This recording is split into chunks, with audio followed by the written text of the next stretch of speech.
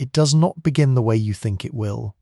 You have been told by every story you have ever absorbed that love announces itself, that it arrives with a quality of light you will recognize immediately, with a feeling that separates cleanly from everything before it, with a before and an after that you will always be able to locate precisely, the way you can locate the moment a season changes, not gradually, not ambiguously, but with the specific authority of a door closing in a house you thought you knew completely. It does not arrive that way, or rather, it arrives exactly that way, but you do not know it while it is arriving. You know it only afterward. In retrospect, the moment is always crystalline.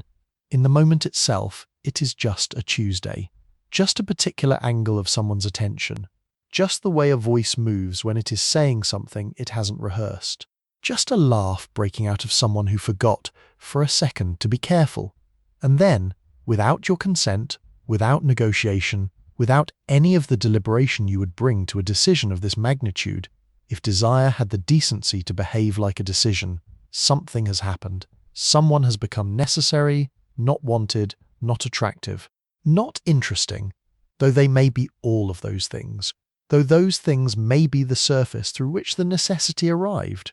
Necessary in the way that changes the grammar of your existence, in the way that means the world from this moment is organized differently, has a center it did not have before, a gravity it was not previously exerting, a claim on your attention that operates independently of your willingness to give it. Barthes calls this the ravishment, le ravissement, the seizure, the capture, the being taken, and the word is chosen with full knowledge of its violence. You are not choosing, you are not falling, which at least implies a direction, a trajectory, a body moving through space in a way that could in theory be arrested. You are being taken by something that has not asked permission, by something that operates at a level beneath the will, beneath reason, beneath the careful self that you have spent years assembling into a person who makes considered choices and knows their own mind. The ravishment does not consult that person. It simply arrives, and the careful self, the considered self, the self that knows its own mind, watches helplessly as something older and less governable takes over the interior. There is a specific moment inside the ravishment that Barthes isolates with the precision of a surgeon who is also, somehow, the patient, the moment of the image, not the person yet, not the full, complex, irreducible human being who will come later, who will disappoint you in the ways that real people disappoint, who will be less than the image in some ways and more in others, who will exist in the morning and require ordinary things and be tired sometimes and wrong sometimes and absent sometimes in the ways that everyone is absent. Not that person, the image, a specific configuration of qualities, of light and gesture, and the particular way presence arranges itself in a body caught, like a photograph, in the moment before you understood what you were seeing, before the understanding could protect you, before the careful self could step in front of the image and say, "Wait, consider, do not let this in without first understanding what it will cost." The image got in before the careful self arrived, and now it lives in you. Not in the mind exactly, not as a thought you're having, but as a condition you are in. The way weather is not a thought about rain, but rain. The image of the beloved is not something you hold, it is something that holds you, that is present whether you summon it or not.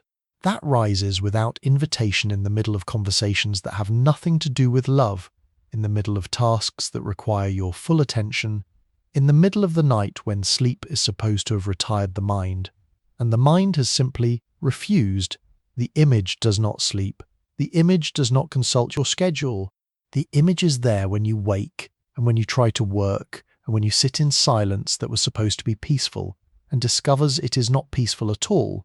It is simply full of this one face, this one quality of presence, this one specific and inexplicable configuration of human being that has installed itself at the center of your attention, without asking what was already living there. What is this condition? Not, I think about her constantly. That is the report of it, the clinical notation, the thing you would say to someone who asked. Barthes is not interested in the report. He is interested in the condition, the actual texture of the interior, the precise phenomenology of what it is to be in this state, that we call love, but that love is too small and too familiar a word to fully contain. What is this condition where the mind has reorganized itself around a single point of gravity, where attention, that most intimate of resources, the thing you give to what matters, the thing that constitutes more than anything else, the shape of a life, has been claimed without negotiation by a single image, where you find yourself, without intending it, doing what the lover has always done and always been slightly embarrassed by, seeking signs, reading significance into the ordinary, finding, in a message sent at a particular hour, in a word chosen over another word, in the specific quality of a silence, evidence for the answer to the question you have not yet allowed yourself to ask directly. Does this mean something? Does she think of me? Is this, are we? Is there something here that I am not imagining? The non-lover reads a message and sees a message. The lover reads a message and sees a world. Barthes is not embarrassed by this. This is what makes him extraordinary, and what makes a lover's discourse unlike anything else written about love in the Western tradition. He does not pathologize the lover. He does not stand outside the condition and diagnose it. He does not bring the knowing, slightly sad wisdom of someone who has been through it and emerged on the other side, and can now see clearly what the lover in the middle of it cannot. He stays inside. He annotates from within. He holds the pen steady, not because he is not bleeding, but because the annotation is the only form of dignity available to someone who is bleeding and knows it and cannot stop. The notation is not distance. It is the lover's specific form of presence to their own condition.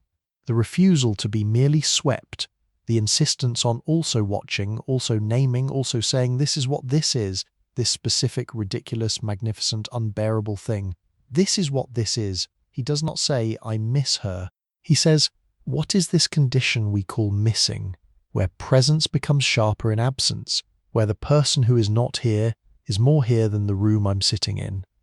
He does not say, I know this is irrational. He says, I realize how absurd this is, how disproportionate, how completely ungoverned by anything I would recognize as reason, and I cannot escape it. And I'm not certain anymore that escape is what I want, because the ravishment, for all its violence, for all that it took without asking, installed without consent, reorganized the interior, without consulting the person who lives there, also gave something. It gave intensity, it gave the specific quality of aliveness that comes from mattering, from having something in the world that the mind moves toward, that the heart orients around, that makes the ordinary texture of days feel not easier, not more comfortable, sometimes considerably less comfortable, but charged, lit from within, significant in a way that significance is usually not available. Before the ravishment, the days were simply days after. They are evidence. They are material. They are the medium through which you move toward or away from the single point of gravity that has reorganized everything. This is not nothing. This is in fact almost everything. And yet, here's what no one tells you about the ravishment, what the stories leave out, what the word itself, with its suggestion of being carried away, of transport, of a kind of aerial removal from the ordinary, conceals in its beauty.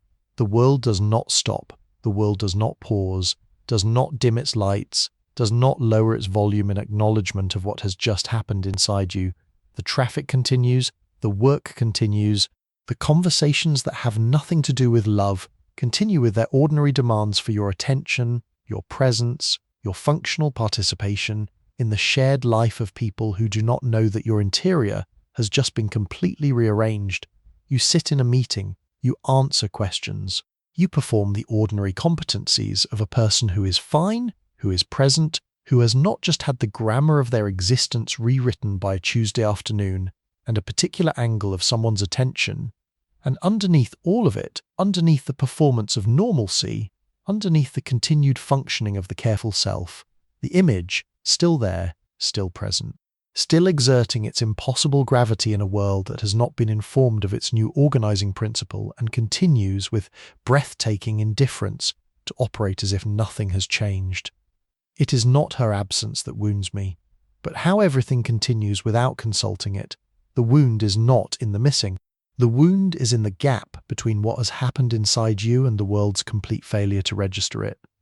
You have been reorganized at the center, and the world, the traffic, the work, the ordinary Tuesday that contains and conceals the ravishment, continues, without consulting it, without pausing, without offering even the small acknowledgement that something has occurred here that deserves a moment of silence, a lowering of lights, a brief suspension of the ordinary, in recognition of the extraordinary thing that has just quietly, without announcement, begun. This is where Barthes begins, not with the grand declarations of love, not with the poetry of union, the rhetoric of souls finding each other, the comfortable narrative of two people who were meant and eventually arrived. With this, the specific, private, slightly absurd, entirely ungoverned condition of a person who has been taken, who did not ask to be taken, who would not, if asked, choose to be returned to the before, to the days that were simply days, to the attention that was their own, to the self that was not organized around an absence that has not yet become an absence, around a presence that has not yet been lost, around an image that lives in the interior with the authority of something that was always going to be there, that was only waiting for the right Tuesday to arrive and install itself and change, quietly and permanently, everything. The ravishment does not ask if you're ready. Love never asks if you're ready. It simply takes. And you, the careful self, the considered self, the self that knows its own mind, go, willingly, helplessly, as if you had been waiting without knowing you were waiting for exactly this. There is something the lover knows that cannot be said directly. Not because it is too private, though it is private. Not because it is too painful, though it may be painful. Because it does not have the shape of something that can be said directly. It does not organize itself into argument or narrative, or the clean forward movement of a thought that knows where it is going. It organizes itself differently, into gestures, into postures, into the specific, recurring shapes that the body and the mind make when they are inside love, shapes that are recognizable, that have been made before by other lovers in other centuries, in other languages, that will be made again long after this particular love has run its course and settled into whatever love settles into when it is finished. Barthes calls these figures, and the word is doing something precise. A figure is not a metaphor. It is not a symbol, not a representation, not a way of saying one thing while meaning another. A figure is a shape in the geometric sense, in the choreographic sense, the shape a body makes in a particular moment, the posture of the lover waiting by the window, the gesture of the lover who has just said too much and watches the words land and cannot take them back, the stillness of the lover reading a message for the fourth time, looking for something in it that may not be there, that they are not entirely certain they want to find. These are figures, recognizable before they are nameable, known in the body before they are known in the mind. This is why A Lover's Discourse is unlike any other book about love. Most books about love tell a story. There is a before and a middle and an after. There is a narrative arc, meeting, falling, loving, losing, recovering. The story has a shape that time gives it, a coherence that only becomes visible in retrospect, when the lover has become the former lover and can look back at the whole of it from a distance and say, this is what happened, this is what it meant. Barthes refuses this. He refuses it not out of perversity, or formal experimentation, or the desire to be difficult, though he was at times all of these things. He refuses it because the story is a lie that time tells about love. Because love, while you're inside it, does not have the shape of a story. It does not have beginning, middle, end. It does not move forward with the clean purposefulness of a narrative that knows it is going somewhere.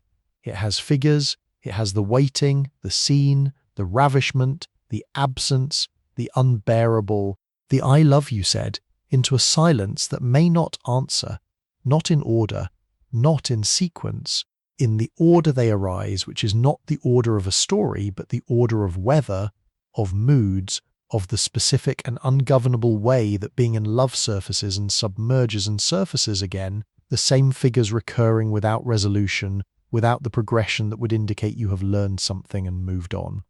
You have not moved on, you are having the same figure again, the waiting again, the uncertainty again, the specific anguish of not knowing what the silence means. Again, as if it were the first time, as if you had not already been in this exact posture, with this exact feeling pressing against the inside of your chest, as if repetition offered any protection against the full force of what is being repeated. It does not. The figure arrives each time with its original force. This is one of the things love does that nothing else does. It refuses to be diminished by repetition. The 10th time you wait for a message is not easier than the first time.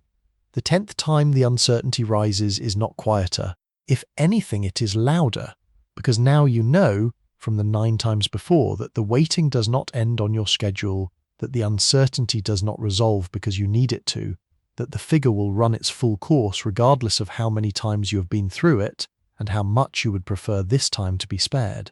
What Barthes is doing with his figures, and what we will do moving through this script, is something that has no real name in the tradition of philosophy or psychology or literature. He is making a cartography of the interior, not a map of love from the outside, not the sociologist's map, the neurologist's map, the evolutionary biologist's map, all of which are true and all of which are beside the point. A map from the inside, a map of the specific territory that opens inside a person when they are in love, its particular geography, its recurring landmarks, its dangerous passages, its moments of extraordinary light. And the map is made not by standing above the territory and surveying it, but by walking through it, by being inside it while drawing it, by holding the pen steady, not because the hand is not shaking, but because the drawing is the only way to make sense of where you are. This is what Barthes means when he says the lover is in a special kind of loneliness, not the loneliness of the unloved, not the loneliness of the isolated, the abandoned, the forgotten.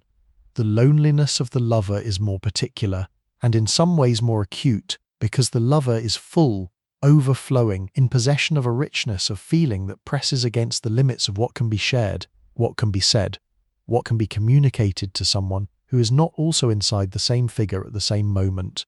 You try to explain it to a friend, to yourself, in the hours when you're trying to think clearly about what is happening inside you, to the beloved, in the moments when the feeling is so present and so pressing that silence seems inadequate and speech seems impossible, and you attempt it anyway, and something is lost in the attempt, not because you have chosen the wrong words, though the words are always to some degree wrong, because the figure is not a thought that can be translated. It is a condition that can only be recognized.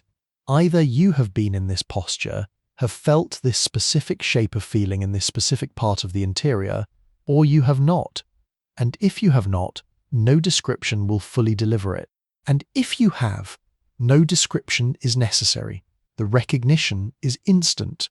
The recognition is the point. Barthes is writing for the person who recognizes. This is the quiet contract of a lover's discourse, the unspoken agreement between the writer and the reader that makes the book feel, from the first page, less like reading and more like being found. He is not explaining love to someone who has not experienced it. He is naming, with the precision that only careful attention makes possible, what the person who is inside it is already living but has not yet had language for. And language, we learned this from Lacan, from the word that kills the thing, is always insufficient, always a glass case around the living reality it claims to contain. But Barthes's language is insufficient in a particular way. It fails in the right direction. It gets close enough that the gap between the word and the thing is itself expressive, that the slight mismatch between what he writes and what you feel is part of the meaning is itself a figure, is itself a gesture the text makes in the direction of something it cannot quite reach. This is what he means by the echo, not the feeling itself, the shape the feeling leaves in language, when language has done its best and still fallen slightly short, the echo left behind after the feeling has already spoken. And so we will move through figures, not all of them. Barthes catalogued 80, and 80 is a life's worth of loving, a complete atlas of the interior. We will move through the ones that are most true, most universal in their particularity, most capable of producing, in the person who hears them, that specific sensation of being seen in a place they did not know was visible. We will move through the waiting which is the figure most people know best and suffer most acutely, the one that makes time into a form of torture and the phone into an oracle. Through the scene, the moment the lover says too much and knows it while saying it and cannot stop. Through the I love you, the three words and the silence that answers them or doesn't, and what the lover does with the silence either way. Through the absence, which is never simply the person not being here, always a small rehearsal of the permanent, always rhyming with a loss older than this love. Through the uncertainty, the question the lover cannot stop asking and cannot ask aloud, the question that makes interpretation into a full-time occupation and every ordinary gesture into a potential answer. And through the dimming, the figure that Barthes never quite names directly, that arrives not as rupture, but as a slow withdrawal of the charge, the quiet end that love sometimes makes when it does not announce itself as an ending. Each figure will feel familiar, not because you have read about it, you may not have, because you have lived it, because the body that is in love makes these shapes the way the body makes any gesture under pressure. Not by choosing, not by imitating, not by following instructions, but by being in this condition, in this specific and ungovernable state, and the condition producing, as naturally as weather produces rain, the figure that belongs to it. You waited by the phone, you said too much. You said the three words into a silence you were not certain would answer. You felt the absence as something larger than itself. You asked without asking, in 100 indirect ways, the question you most needed answered. You watched the charge slowly shift. These are your figures. Barthes gave them names. That is all a philosopher can do for a lover. Give names to what the lover already knows. Offer the small, insufficient, somehow, still useful gift of language to an experience that precedes language, that exceeds language, that language circles and approaches and touches briefly before the feeling moves, and the words are left describing the shape of where it was. The echo left behind after the feeling has already spoken. We're going to listen to it now. Section 3, the waiting. You are waiting. Not as a temporary condition, not as the pause between one thing and another, the held breath before the exhale, the brief suspension that time will shortly resolve into movement. You are waiting in the way that the lover waits, which is a different thing entirely, a different relationship to time, a different experience of the interior, a different quality of being alive that is almost, not quite but almost, indistinguishable from a particular kind of dying. You are waiting for a message, for a call, for the sound of a key in a lock, for footsteps on a stair, for the specific notification, the small sound, the brief illumination of a screen that will mean they are there, that they exist, that they are thinking of you, or at least are willing to indicate, by the simple act of response, that you exist, that the message you sent, the one you wrote and rewrote and simplified and then complicated again and finally sent before the careful self could stop you, has landed somewhere, has been received, has been read by the eyes you cannot stop thinking about and considered worthy of an answer. You are waiting for evidence that you are real to them. That is what the lover's waiting is always, underneath the specific occasion of it, actually about. Barthes is precise about this. He is precise in the way that only someone who has been destroyed by a thing can be precise about it. Not from the comfortable distance of someone who survived it and learned from it and can now see it clearly, but from inside it, still inside it, holding the pen steady, not because the hand is not shaking, but because the annotation is the only dignity left to someone who has been reduced by love to this. To waiting by a phone, to checking, again, what was just checked, to the small, humiliating, entirely involuntary calculation. How long has it been? Is that too long? What does this length of silence mean? Is this the silence of someone who is busy or the silence of someone who is withdrawing? Is there a difference between those two silences? And if so, how would I know which one this is? The lover is an interpreter, compulsively, exhaustingly, without choosing to be. The lover reads silence the way a scholar reads a text, looking for meaning in every pause, every gap, every choice of word over another word, every hour of delay, because the lover cannot ask directly, cannot say, "Tell me exactly what I am to you. Tell me with precision and completeness, what you feel when you think of me, if you think of me, whether you think of me with the same frequency and weight and helpless gravitational pull that I think of you. Cannot ask, because the asking would be the scene, would be crossing the line of what love permits itself to say aloud, would be showing too much, would be exposing the full dimensionality of what is happening inside in a way that might frighten the beloved, might tip the delicate balance of this thing that has not yet been named, might make visible the asymmetry that the lover most fears and most suspects is there.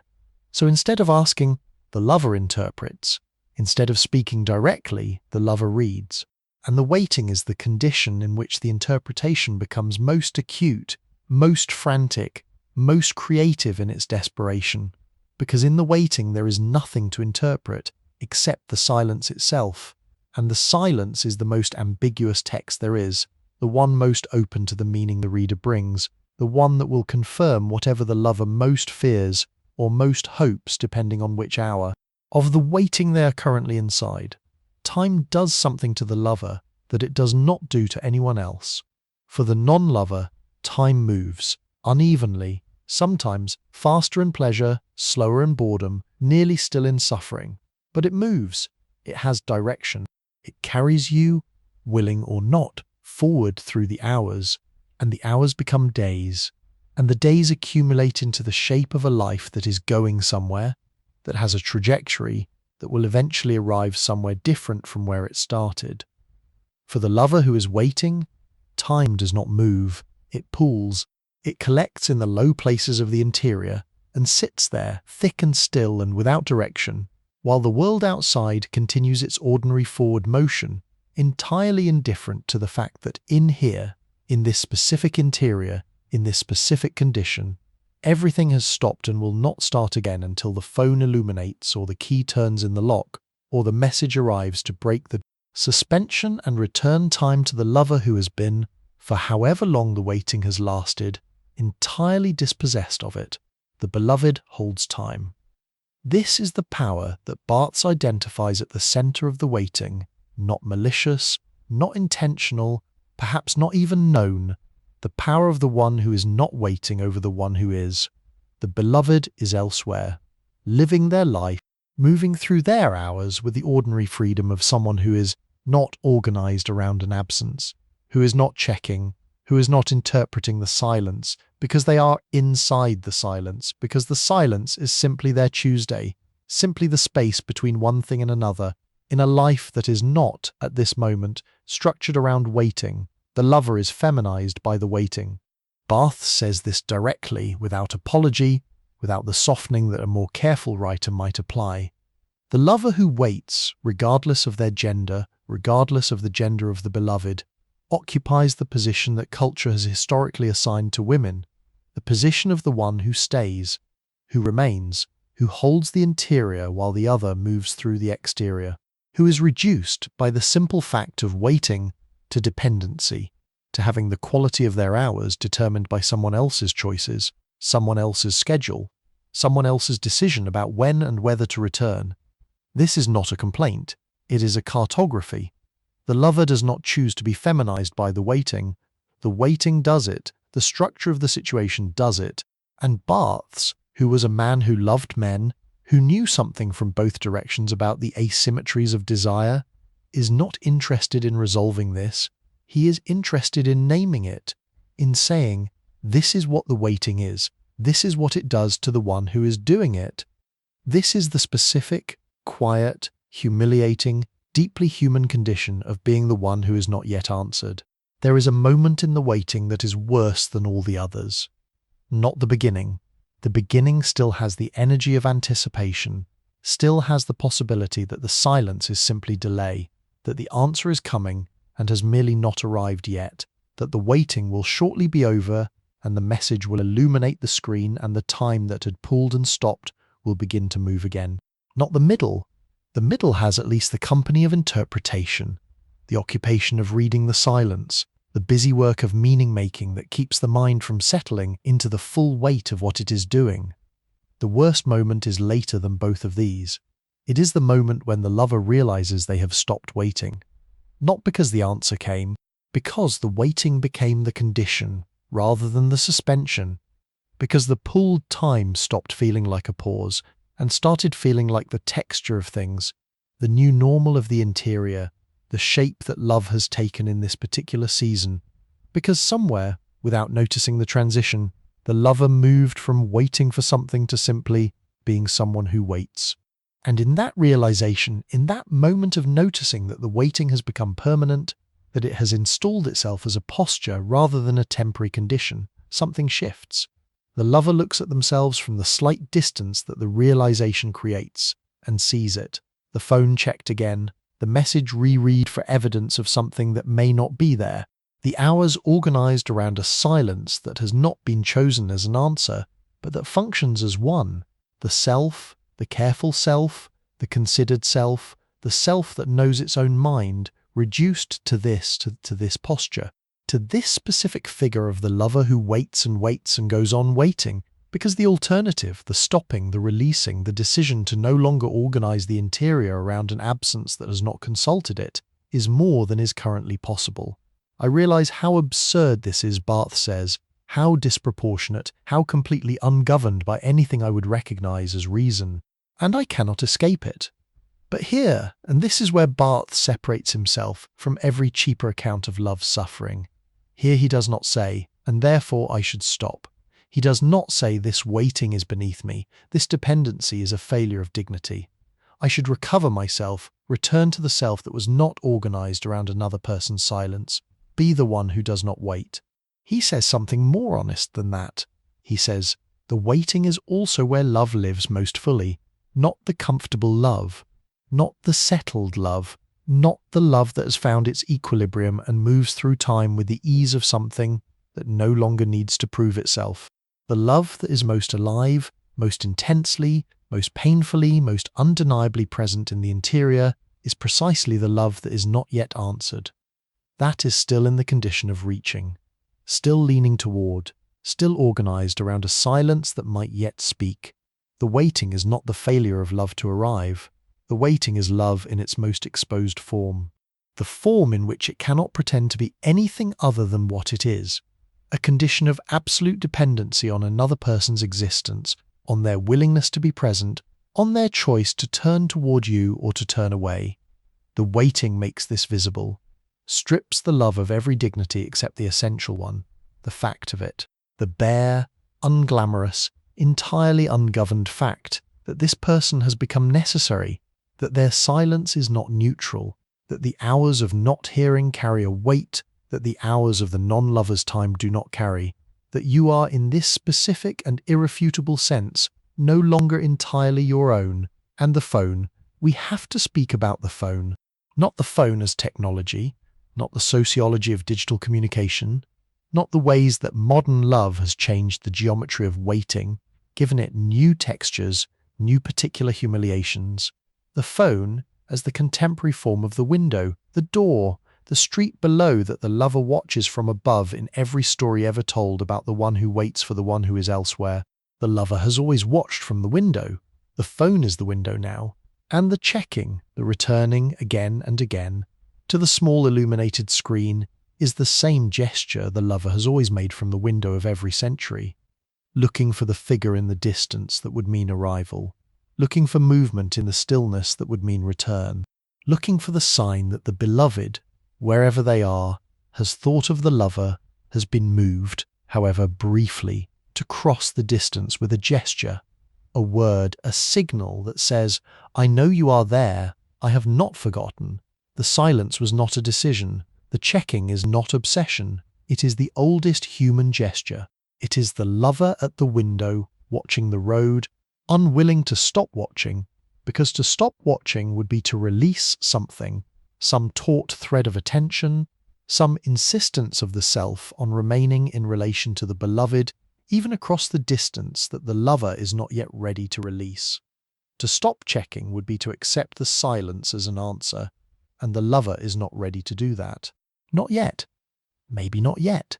So you wait in the way that the lover waits, which is different from all other waiting, in the way that makes time pull and the interior reorganize itself around an absence, and the phone become an oracle, and the silence become a text more complex than any message could be.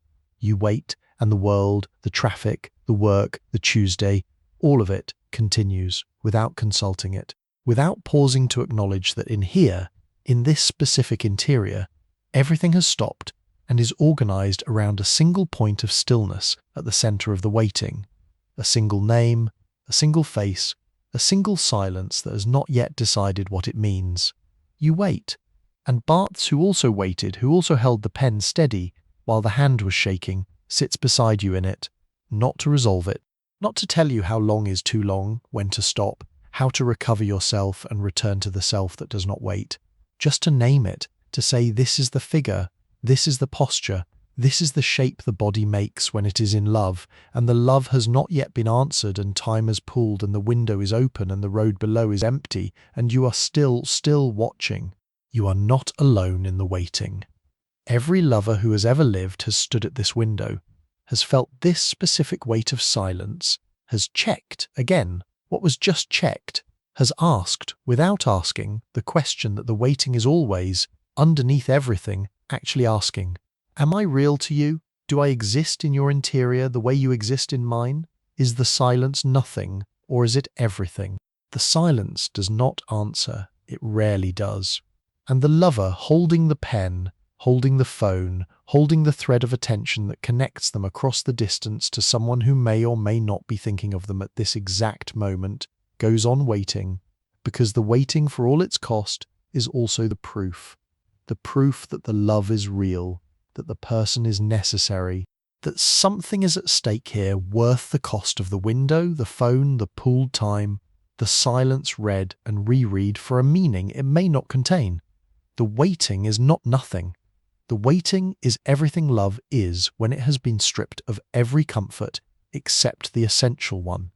The fact of it, the bare, unglamorous, entirely ungoverned, completely human fact of it. Section 4, the scene, the unbearable.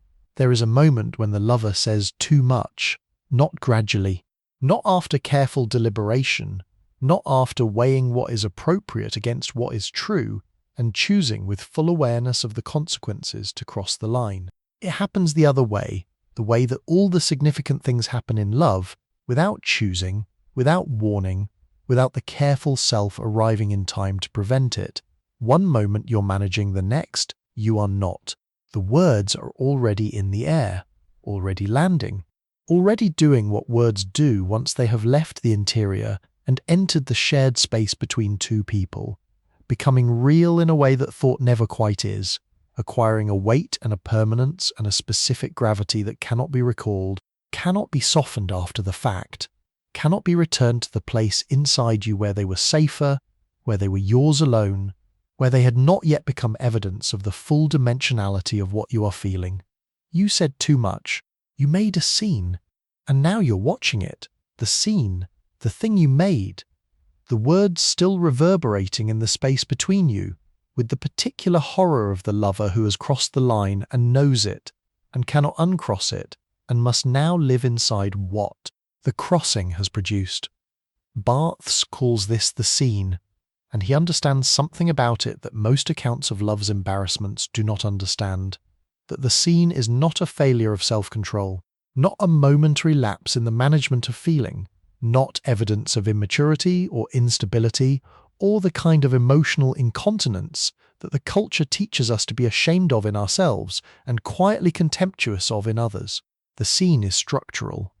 It is what happens when the feeling exceeds the container that social life provides for it, when the love, in its full, ungoverned, disproportionate reality, presses against the limits of what is permitted to be expressed between two people who have not yet, or may never, establish the kind of intimacy that would make such expression safe, because love, in its actual dimensions, is always too much, always in excess of what the situation can comfortably hold, always pressing against the edges of what can be said, what can be shown, what can be allowed into the shared space without alarming the beloved, without exposing the lover to the specific vulnerability of having revealed more than was strategically wise, more than the relationship, if it is a relationship, if it has that name yet, if it has any name at all, has yet agreed to hold. The lover knows this, knows in the careful part of the self that there is a limit, a socially negotiated, mutually understood limit to how much of the interior can be shown at any given moment without the showing becoming too much, without the love becoming visible in its full and frightening dimensionality, visible as the thing it actually is, rather than the more manageable thing it is supposed to appear to be in the early, careful, strategic passages of two people moving toward each other. The lover knows this, and the love does not care. The scene can take many forms. It is not always an argument, though it can be an argument, can be the thing that wears the costume of an argument while being underneath something else entirely. Something that has nothing to do with whatever the argument claims to be about, and everything to do with the accumulated pressure of the unexpressed, the feeling that has been managed and contained and kept within the permitted limit for too long, that has been pressing against the interior walls of what can be shown, and has finally, at the occasion of some small thing, some Tuesday-sized provocation that would, in a relationship not charged with this much unexpressed love, amount to nothing, found its way out. You are not arguing about the thing you are arguing about. You are never in love arguing about the thing you appear to be arguing about. You are arguing about the feeling that has not been said, about the need that has not been met, about the question that has been circling. Am I real to you? Do I matter to you? Is what is happening inside me happening inside you too? That has not been asked directly, because asking it directly would be the scene, would be the too much, would be crossing the line. And then something crosses the line anyway. Not the question, not the real thing, not the direct and naked version of what is actually being felt, but its shadow, its deflected form, the argument about something small that is actually the argument about everything large. The scene, or it is not an argument at all. Sometimes the scene is quieter than that, more exposed, more difficult to dress as something other than what it is. Sometimes the scene is simply a declaration. The lover who says the thing, who reaches the point where the managing, the containing, the keeping of the feeling within the socially appropriate limit becomes more costly than the exposure of saying it and tips, in a moment that feels, while it is happening, both inevitable and catastrophic. Into speech. I need to tell you something. Or not even that much preamble. Just the thing itself, arriving without announcement, without the diplomatic preparation that might have softened the landing. If the careful self had been faster, had gotten there first, had managed to frame the declaration as something other than what it is, the full, unmanaged, entirely ungoverned truth of the interior, delivered into the shared space between two people and landing there with the weight of something that cannot be taken back. The beloved receives it, and the lover, watching the receiving, watching the face of the beloved process, what has just been said, enters the specific, vertiginous condition that Barthes calls the unbearable. The unbearable is not pain exactly. Pain has a location, a specific weight, a relationship to cause that makes it, however difficult, interpretable. You know what hurts and why it hurts and roughly how long the hurting will last and what might be done to address it. The unbearable is different. The unbearable is the condition of the lover in the aftermath of the scene, in the seconds and minutes after the too much has been said and the face of the beloved is being watched for the response that will determine everything. The condition of absolute suspension between two possibilities, between the response that would mean everything is different now in the best way and the response that would mean everything is different now in the worst way, with no way to influence. Which possibility will materialize? No way to take back what has been said. No way to manage or mitigate or protect against whatever is about to happen. You are entirely without cover, entirely exposed. The interior, which has been managed, curated, carefully presented in its more acceptable dimensions for however long the love has been requiring this management, is now simply open, visible in its full and frightening reality. The beloved can see it, and you must stand inside that visibility and wait, again the waiting, always again, the waiting for the verdict. This is the unbearable, not the pain of a bad response that is survivable, that has a shape, that will eventually become the grief of having loved and not been loved in return, which is its own figure, with its own geography, and its own strange dignities. The unbearable is the moment before the verdict, the moment of pure exposure with no outcome yet to organize the feeling around, the moment when you are most completely, most nakedly, most helplessly, most entirely a lover. Barthes is not embarrassed by the scene. This is important. The culture is embarrassed by the scene. The culture has a clear hierarchy of emotional comportment in love: cool over warm, withheld over expressed, the one who cares less over the one who cares more. The person who manages their feeling is sophisticated, is attractive, is playing the game correctly. The person who cannot manage, who tips into the scene, who says too much, who makes visible the full dimensionality of the interior, is excessive, is needy, is committing some social violation, some breach of the unwritten code that governs how much of the self is permitted to appear in the shared space of love. Barthes refuses this hierarchy entirely. He says, the lover who makes the scene is not excessive. They are honest. They are in the condition that love actually produces, the condition of a feeling too large for its container, and they have done what the feeling required, which is to overflow the container. The scene is not a failure of love. It is love's most accurate self-report. The moment when the gap between the interior reality and the permitted exterior expression becomes too large to maintain, and the interior simply appears, and the beloved who witnesses it is witnessing something rare, not embarrassing, rare. The sight of another person's love in its unmanaged, unstrategic, unperformed reality. The love that has stopped calculating the cost of exposure and is simply there, present, visible, making its claim on the shared space without apology, without the diplomatic preparation that would have made it easier to receive but less entirely true.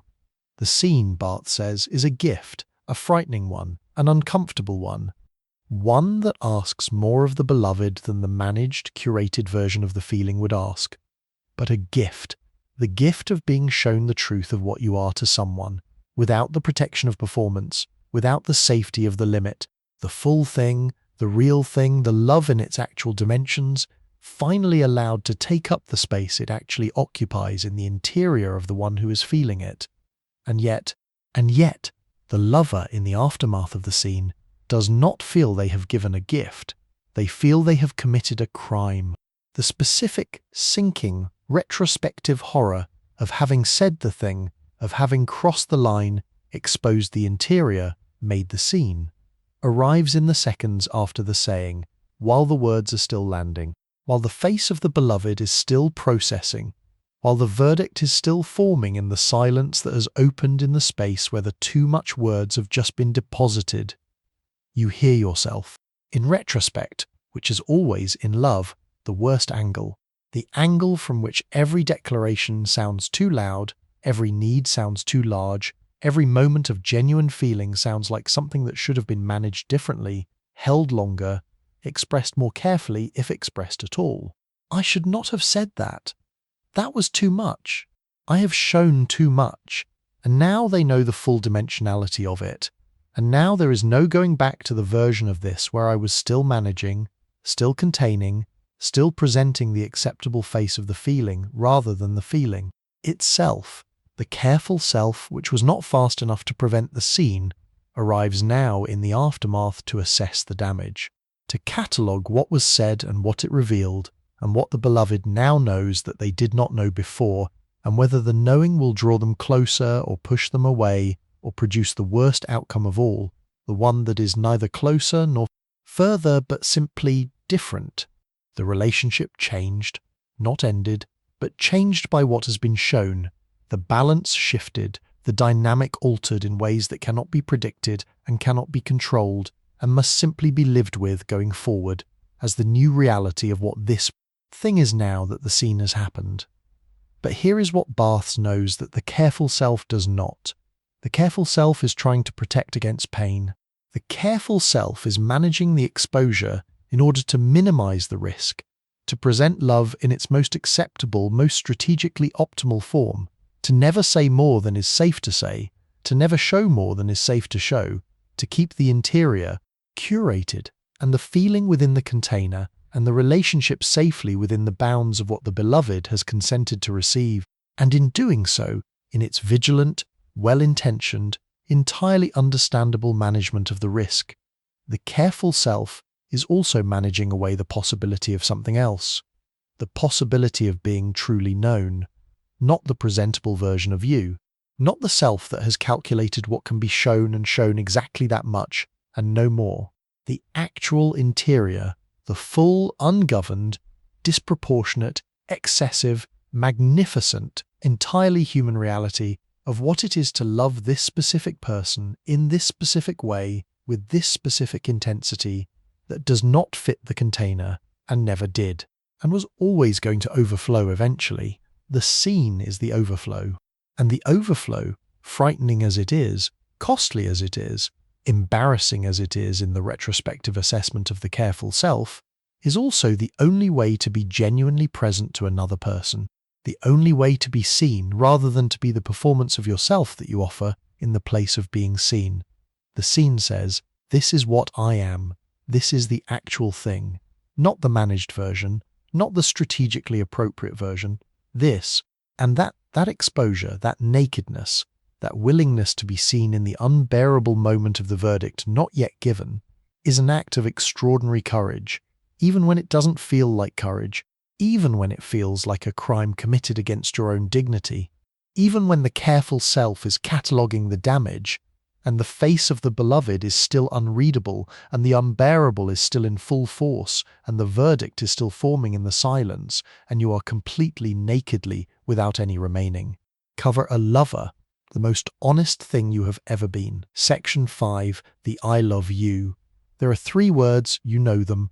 You have known them since before you understood what they meant, since before meaning was available, since before the full weight of what they carry had been deposited in them by experience, by the times they were said to you and the times they were not, by the times you said them and were answered and the times you said them and the silence did.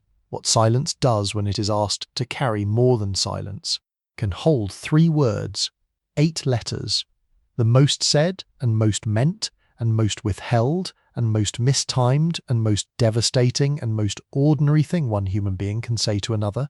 And Barthes, who spent his life attending to language with the patience and the precision of someone who understood that language is where we most reveal what we most conceal, sits with these 3 words longer than anyone else has sat with them, turns them over, examines not their meaning but their use, not what they say but what they do, not the content of the declaration but the act of the declaring, the specific, unrepeatable, irrevocable gesture of saying them into the shared space between 2 people and waiting to see what the space does with them. Because the I love you, Barthes understands, is not primarily a statement, it is a gesture, an act performed in the direction of another person that changes the interior landscape of both, the one who says it and the one who receives it, regardless of what either of them does with it afterward. First, the saying of it. The moment before. The moment when the words are still inside, still contained, still available to be managed and withheld, and returned to the safer territory of the unexpressed where they have been living for how long? Days, weeks, the duration of the ravishment perhaps, the whole length of the waiting certainly, the entire span of the figures that have been lived through in silence, in the careful management of the interior, in the strategic presentation of the self, that does not yet show the full dimensionality of what is happening inside it. The words have been there for a long time, longer perhaps than you have allowed yourself to know, and now, in this moment, in this specific configuration of proximity and feeling and the accumulated pressure of the unexpressed, they are pressing against the limit, asking to be said, asking for the passage from interior to exterior, from the private country of the feeling to the shared space where the feeling becomes real in a different way, acquires a different kind of weight, enters the world in a form that cannot be recalled or softened or recontained once the threshold has been crossed. The careful self hesitates. Of course it hesitates, because the careful self knows, has always known, has been managing against this knowledge for the entire duration of the love, what the saying costs, what it exposes, what it asks of the other person, which is not simply to receive a feeling but to respond to it, to do something with the declaration, to take a position in words or in the particular quality of their silence on the question that the I love you has just without asking permission forced into the open. The careful self knows all of this and says it anyway, or rather, the love says it, through the careful self, past the careful self, in spite of the careful self's full and accurate understanding of the risk. The words cross the threshold. I love you.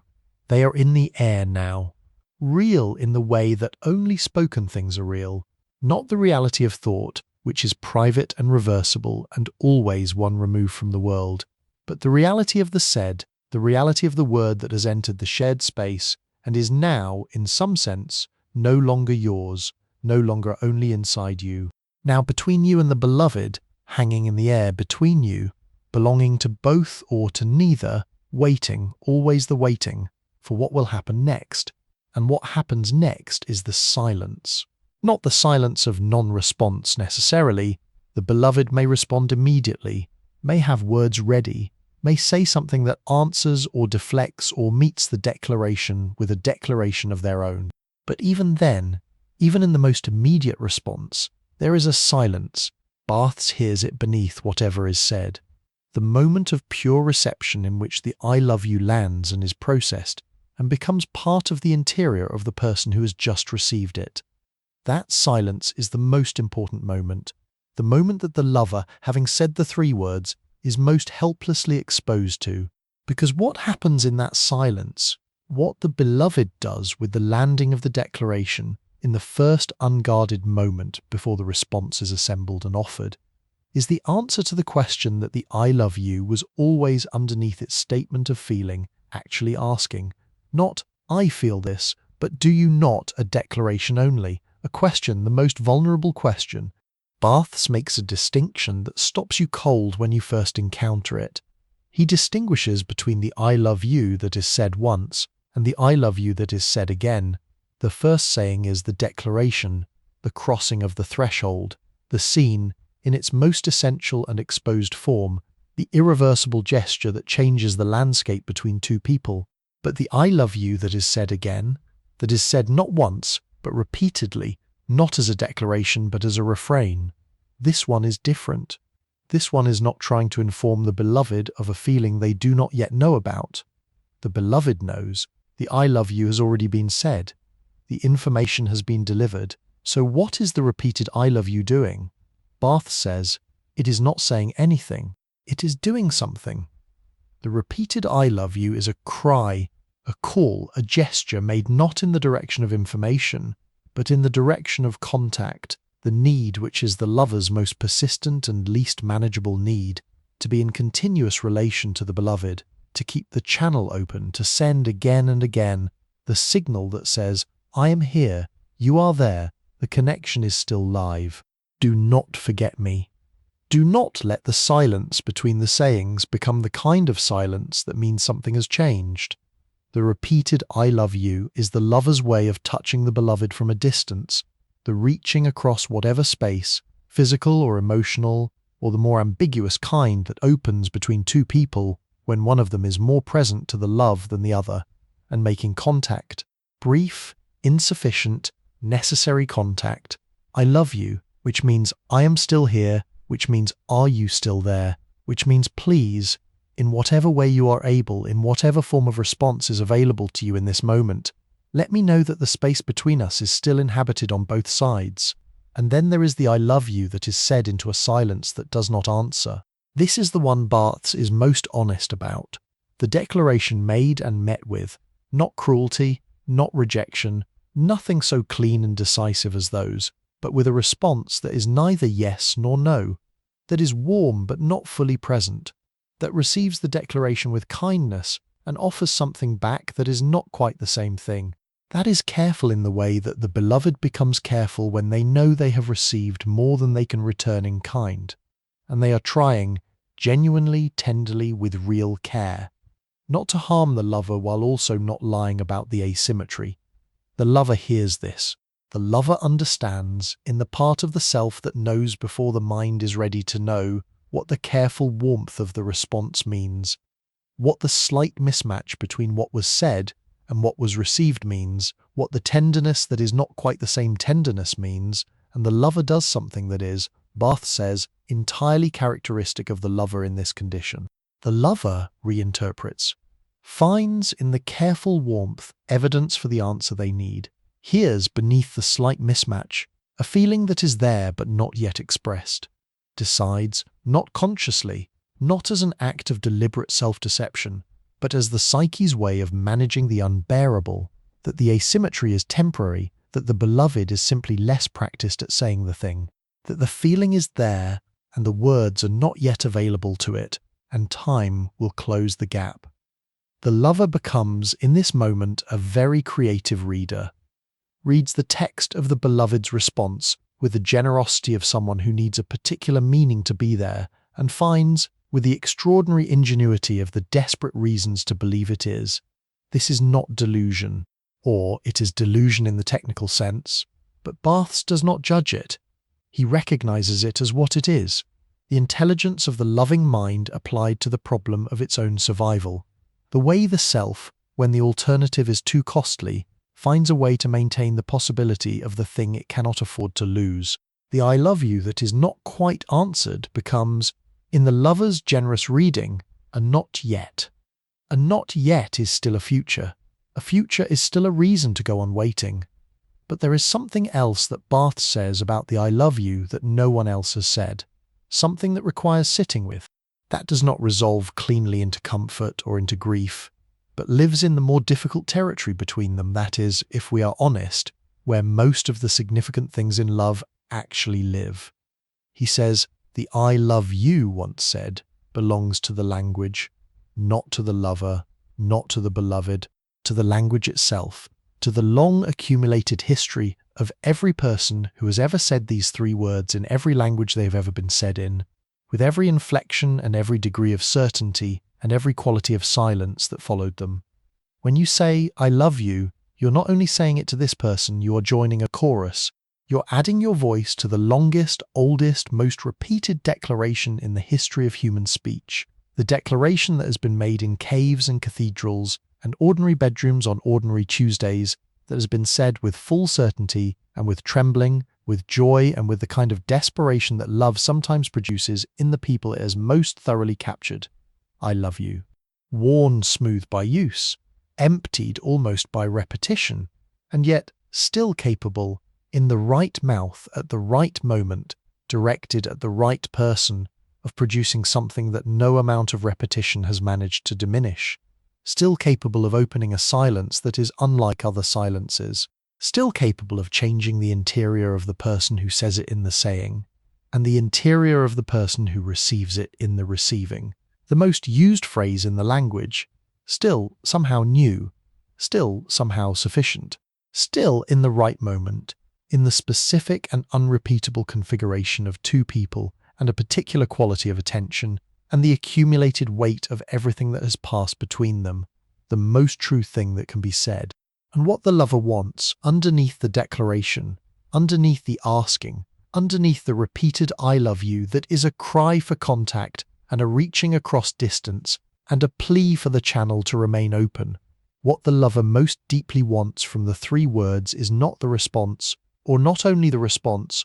What the lover wants is for the saying of it to be enough to be complete in itself, to not require the answer in order to be real, to exist as a full and sufficient thing, a gift given without conditions, a truth spoken without needing to be received in any particular way in order to remain true. The I love you that does not need the echo, that is not diminished by the silence. That says what it says and means what it means, regardless of what the space between the two people does with it afterward.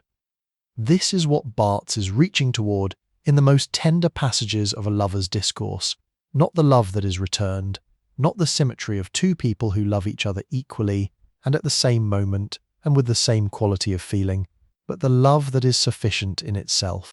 That is its own justification. That does not require the validation of the beloved's response in order to know itself as real.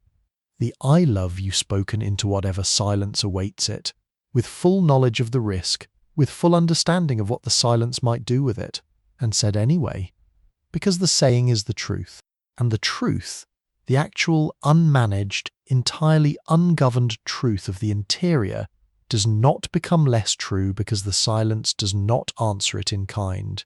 It is still there. Still yours, still the most honest thing you have ever said. I love you, into whatever comes next. Section 6, the absence, they are not here. That is all. That is the whole fact of it, simple, declarative, entirely insufficient as a description of what it produces in the interior. They are not here. The space they occupy when they are present, not just the physical space, not just the chair or the side of the bed or the particular corner of the room that becomes theirs by the quiet negotiation of proximity, but the interior space, the place they have made in you simply by existing in your life with the consistency and the weight of someone who has become necessary. That space is empty now. Not empty the way a room is empty, before anyone has lived in it. Empty the way a room is empty after. The difference is everything. Barthes distinguishes, and the distinction is one of those moments in a lover's discourse where the precision of the observation produces something close to physical recognition, where you feel it before you have finished reading it between two kinds of absence. There is the absence of the one who has left, and there is the absence of the one who has not yet returned. They are not the same absence. They do not produce the same interior weather. They do not ask the same things of the lover who is living inside them. The absence of the one who has left is finished. It has edges. It is, however painful, however large, a thing with a shape. The shape of a relationship that has ended, of a love that has passed from the conditional territory of the possible into the permanent territory of what was. The grief of that absence is real and its own, and requires everything it requires, but it knows what it is. It has the grim clarity of the concluded. The absence Barthes is most interested in is the other kind, the absence of the one who has not yet returned, the one who is simply elsewhere, not gone, not finished, not in the permanent sense, simply not here, not now, occupying some other space in the world at this specific moment, while the lover occupies this one, and the distance between those two spaces, which is just geography, just time, just the ordinary separateness of two people who are not, at this moment in the same room, has become, in the lover's interior, something that geography and time cannot fully account for. The absence of the beloved who is simply not here yet, who will return, who is, somewhere in the world, existing without you, breathing, moving, thinking thoughts that you are not part of, living the hours that are passing here in the waiting room of their return. This absence is not grief. It is something stranger than grief. It is the specific, suspended, entirely unreasonable condition of a person for whom the world has been quietly but completely rearranged around a single missing element, and who must go on moving through the rearranged world, going through the ordinary motions of a day, performing the competencies of a person who is fine, who is present, who has not had their interior quietly evacuated by the simple fact of someone being elsewhere. The room knows. This is what the lover notices in the absence that no one else would notice. That the room knows that the objects in the room, the chair, the cup, the book left open at a particular page, the particular quality of light at a particular hour, carry, in the absence, a different weight than they carry at other times. They are charged with the presence that is not there. They are, each of them, a small monument to the fact of the absence, not because they belong to the beloved, not because they are souvenirs of the love, but simply because they were here when the beloved was here, and they are here now when the beloved is not, and the contrast is held in them like a photograph holds light. The lover moves through a room full of monuments, monuments to the ordinary, to the Tuesday when they were here, and the coffee was made, and the morning had the particular texture of a morning shared with someone who has become necessary, unremarkable at the time, entirely remarkable now in retrospect from inside the absence that makes every moment of presence glow with a significance. It did not announce while it was happening. I did not know, while it was happening, that I was happy. This is one of the things absence does.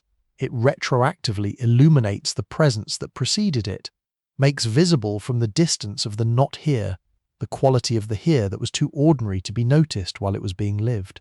The absence is, among other things, an education in what you had, in what the presence meant. in the specific, unrepeatable quality of the interior when this particular person was occupying it alongside you. You learn what you had by losing it temporarily, and the learning is the absence's particular cruelty, that it shows you the value of the presence at the exact moment when the presence is not available to be appreciated. But here, and this is where Barthes goes somewhere that no other writer about love quite goes, here he says something that opens a dimension in the absence that is not only loss. He says the absent one constructs the other. The lover who is present, who is here in the room, available to be seen and heard and known in the ordinary, daily, sometimes disappointing reality of their actual existence, is always in some sense less than the lover imagined. Not worse, less than the image, less than the object petit a projected onto them by desire, less than what the interior, in its need and its creativity, has made of them in the space between encounters. The beloved who is present must compete with the beloved who is imagined. And the beloved who is present, being human, being tired sometimes, being wrong sometimes, being absent in the small ways that everyone is absent, even when they are physically there, the beloved who is present frequently loses this competition. But the beloved who is absent? The absent one does not compete with the image. The absent one becomes the image. In the absence, the beloved is freed from the limitations of their actual existence, from the tiredness, the wrongness, the small absences within the presence. They become, in the imagination of the lover who is waiting for their return, the fullest possible version of themselves. The version that is entirely the shimmer, entirely the object petit a, entirely the quality that caught like a hook and never let go, unencumbered by the ordinary reality of being a person with a Tuesday and a bad mood and a way of leaving dishes in places that make no sense. The absence perfects the beloved, makes of them a figure, the figure the lover most needs, the figure that the ravishment installed in the interior, and that the presence, being real, being human, being actually themselves rather than the image of themselves, can never quite fully be. The absence in this sense is where the love is most pure, most entirely itself, most uncontaminated by the reality that love, over time, must learn to accommodate. Barthes knows what this costs. He is not romantic about it, not in the easy sense. He does not celebrate the absence as superior to the presence, does not suggest that the love of the imagination is better than the love of the actual, does not imply that the lover should prefer the absent beloved to the present one. He simply observes that this is how desire works in love, that the image and the reality exist in permanent, productive, sometimes painful tension, that the lover is always, in some sense, loving two people simultaneously, the actual person, with all their Tuesday reality, and the image of that person, the figure constructed in the interior from the materials of the ravishment and sustained in the absence by the imagination's extraordinary generosity toward what it most wants, and the absence, which is simply the beloved being elsewhere, simply the ordinary separateness of two people who cannot always be in the same room, is where this tension becomes most visible, most honest, most available to be examined. Because in the absence you can see clearly what the interior has done with the beloved, what it has made of them, how much of the love is love of the actual person, and how much is love of the figure, the image, the shimmer, the object petit a wearing their face, that desire has constructed, and that the imagination in the absence maintains and embellishes with a devotion that the present reality can never quite sustain. This is not a failure of love, it is love's most honest self-examination, the moment when the lover can see, if they are willing to look, the full complexity of what they are doing when they love someone, the real person and the image of the real person, the presence and the figure the presence has become in the interior, the Tuesday and the monument to the Tuesday that absence makes of it in retrospect, and then there is the shadow. The thing that runs beneath this section, beneath this whole script, that Barthes never names directly, but that is present in every page of a lover's discourse for anyone who knows it is there. A lover's discourse was written after the death of his mother, not about her death, about love, romantic love, the love between lovers, the figures that the lover makes when they are inside the condition of loving someone, and yet the book is dedicated to her invisibly, Every absence in it carries the frequency of the permanent absence. Every waiting rhymes with a waiting that will never end in return. Every monument to presence that absence makes. Every room full of objects charged with the weight of someone who is not there resonates with the particular quality of the room after the person who filled it will not be coming back. Barthes does not say this. He writes around it, but it is there, in the way that the most important things are always there in writing, not in the statements, but in the pressure behind the statements, not in what is said, but in what the saying is organized around, what it is protecting, what absence it is trying by naming all these smaller absences, all these temporary absences, all these absences that will end in return to make bearable. Every lover who waits for the beloved to return is also somewhere in the interior waiting for someone who will not. Every absence rhymes with the permanent absence. Every temporary not here carries within it the knowledge that love most refuses and most cannot escape, that the not here will one day be irreversible, that the beloved is mortal, that the room will one day be empty in the other way, the way it is empty after, not the way it is empty before, that the monuments to presence that the absence makes will one day be all that remains of the presence they monument. Barthes does not write about this directly. He writes about the lover waiting for the beloved to return from a trip, from an evening out, from the ordinary absences of an ordinary shared life, but underneath, always underneath, the other absence, the one that teaches you, finally and completely, what presence was worth. The one that makes of every room a monument, the one that the I love you said again and again was always trying to hold at bay, and yet the world continues. This is what undoes the lover in the absence more than the absence itself, not the missing. The missing has a name, has a location, has the dignity of a feeling that knows what it is about. What undoes the lover is the world's complete indifference to the missing. The traffic continues, the light changes at the intersection, the coffee is made and drunk, and the cup is washed, and the day assembles itself around you with its ordinary demands and its ordinary textures and its complete, breathtaking, almost offensive failure to register that the interior has been evacuated, that the room is full of monuments, that something essential to the quality of these hours is elsewhere, is not here, is not consulting the world that is going on without it, is not aware that its absence has changed the grammar of everything inside the person who is waiting for its return. The world does not pause, it does not lower its lights. It continues with the same indifference that it continued with on the day of the ravishment, on the day the careful self was not fast enough to prevent the scene, on the day the I love you was said into the silence, the same vast, impersonal, entirely unimpressed continuance that the world maintains in the face of all the most significant events of the interior. It is not the absence that wounds me, but how everything continues without consulting it. The beloved will return, or they will not today, not in the way the lover is waiting for, not with the quality of presence that the absence in its perfecting has made them into. Either way, the lover waits. Either way, the room is full of monuments. Either way, the interior holds the shape of the absent one, the figure, the image, the shimmer, with a faithfulness that the present world going on outside without consulting the absence cannot touch. This is the love that absence makes quiet, full, organized entirely around what is not there, around what the presence meant, around what the presence was before the absence came and, in coming, revealed it. Section 7. The darkroom. There is a detail. Not the whole person, not the sum of their qualities, not the narrative of who they are, not the reasonable account of what makes them worthy of love. A detail, something small, something that described to another person, to a friend, to anyone outside the interior of the loving would sound insufficient, would sound like the wrong thing to fix on, would produce, in the listener, a polite incomprehension. That is what undoes you? Yes, that. The way they hold a cup with both hands even when it isn't hot.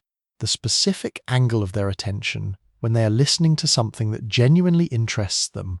The slight forward lean, the quality of stillness, the sense that they have temporarily forgotten to manage how they appear and are simply there, fully without performance. The sound of their name in their own voice when they answer the phone, still half inside whatever they were doing before the call arrived. Something that small, something that specific, something that has no business producing what it produces in you, the catch, the hook, the sudden acute awareness that you are in the presence of something irreplaceable, something that the world contains only once in this specific arrangement, and that you are by some accident of proximity and timing, and the particular configuration of your own lack, able to perceive it. Barthes calls this the punctum, and it is where a lover's discourse and camera lucida touch, where his theory of love and his theory of photography meet in the same wound. Camera lucida was also written after his mother died. He was looking for her in photographs, searching through the archive of images, the formal portraits, the family photographs, the pictures taken at occasions, looking for the one that would give her back to him, not her appearance, her, the thing that was irreducibly her, the quality that made her specifically herself, the something that he had known completely in her presence, and that the photographs, most of them, failed to deliver. Most photographs, he found, gave him information, documentation, evidence of presence at a particular moment, the record of a face, a posture, a place, useful, true, entirely insufficient. And then he found one, a photograph of her as a child before he was born, a photograph in which she appeared with the quality he recognized, not her adult face, not the mother he knew. A child in a winter garden, looking at something outside the frame with an expression that contained, already, the thing that was most essentially her. The quality he had loved without ever naming it, the something that the presence had given him and that death had taken, and that this single photograph taken before he existed, somehow, impossibly, almost gave back. He does not reproduce the photograph in the book.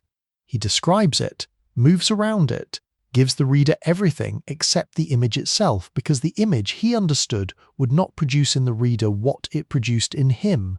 The reader would see a child in a garden. They would not see her. The punctum, the thing that wounded him, the detail that caught and held and broke open, was not in the image objectively.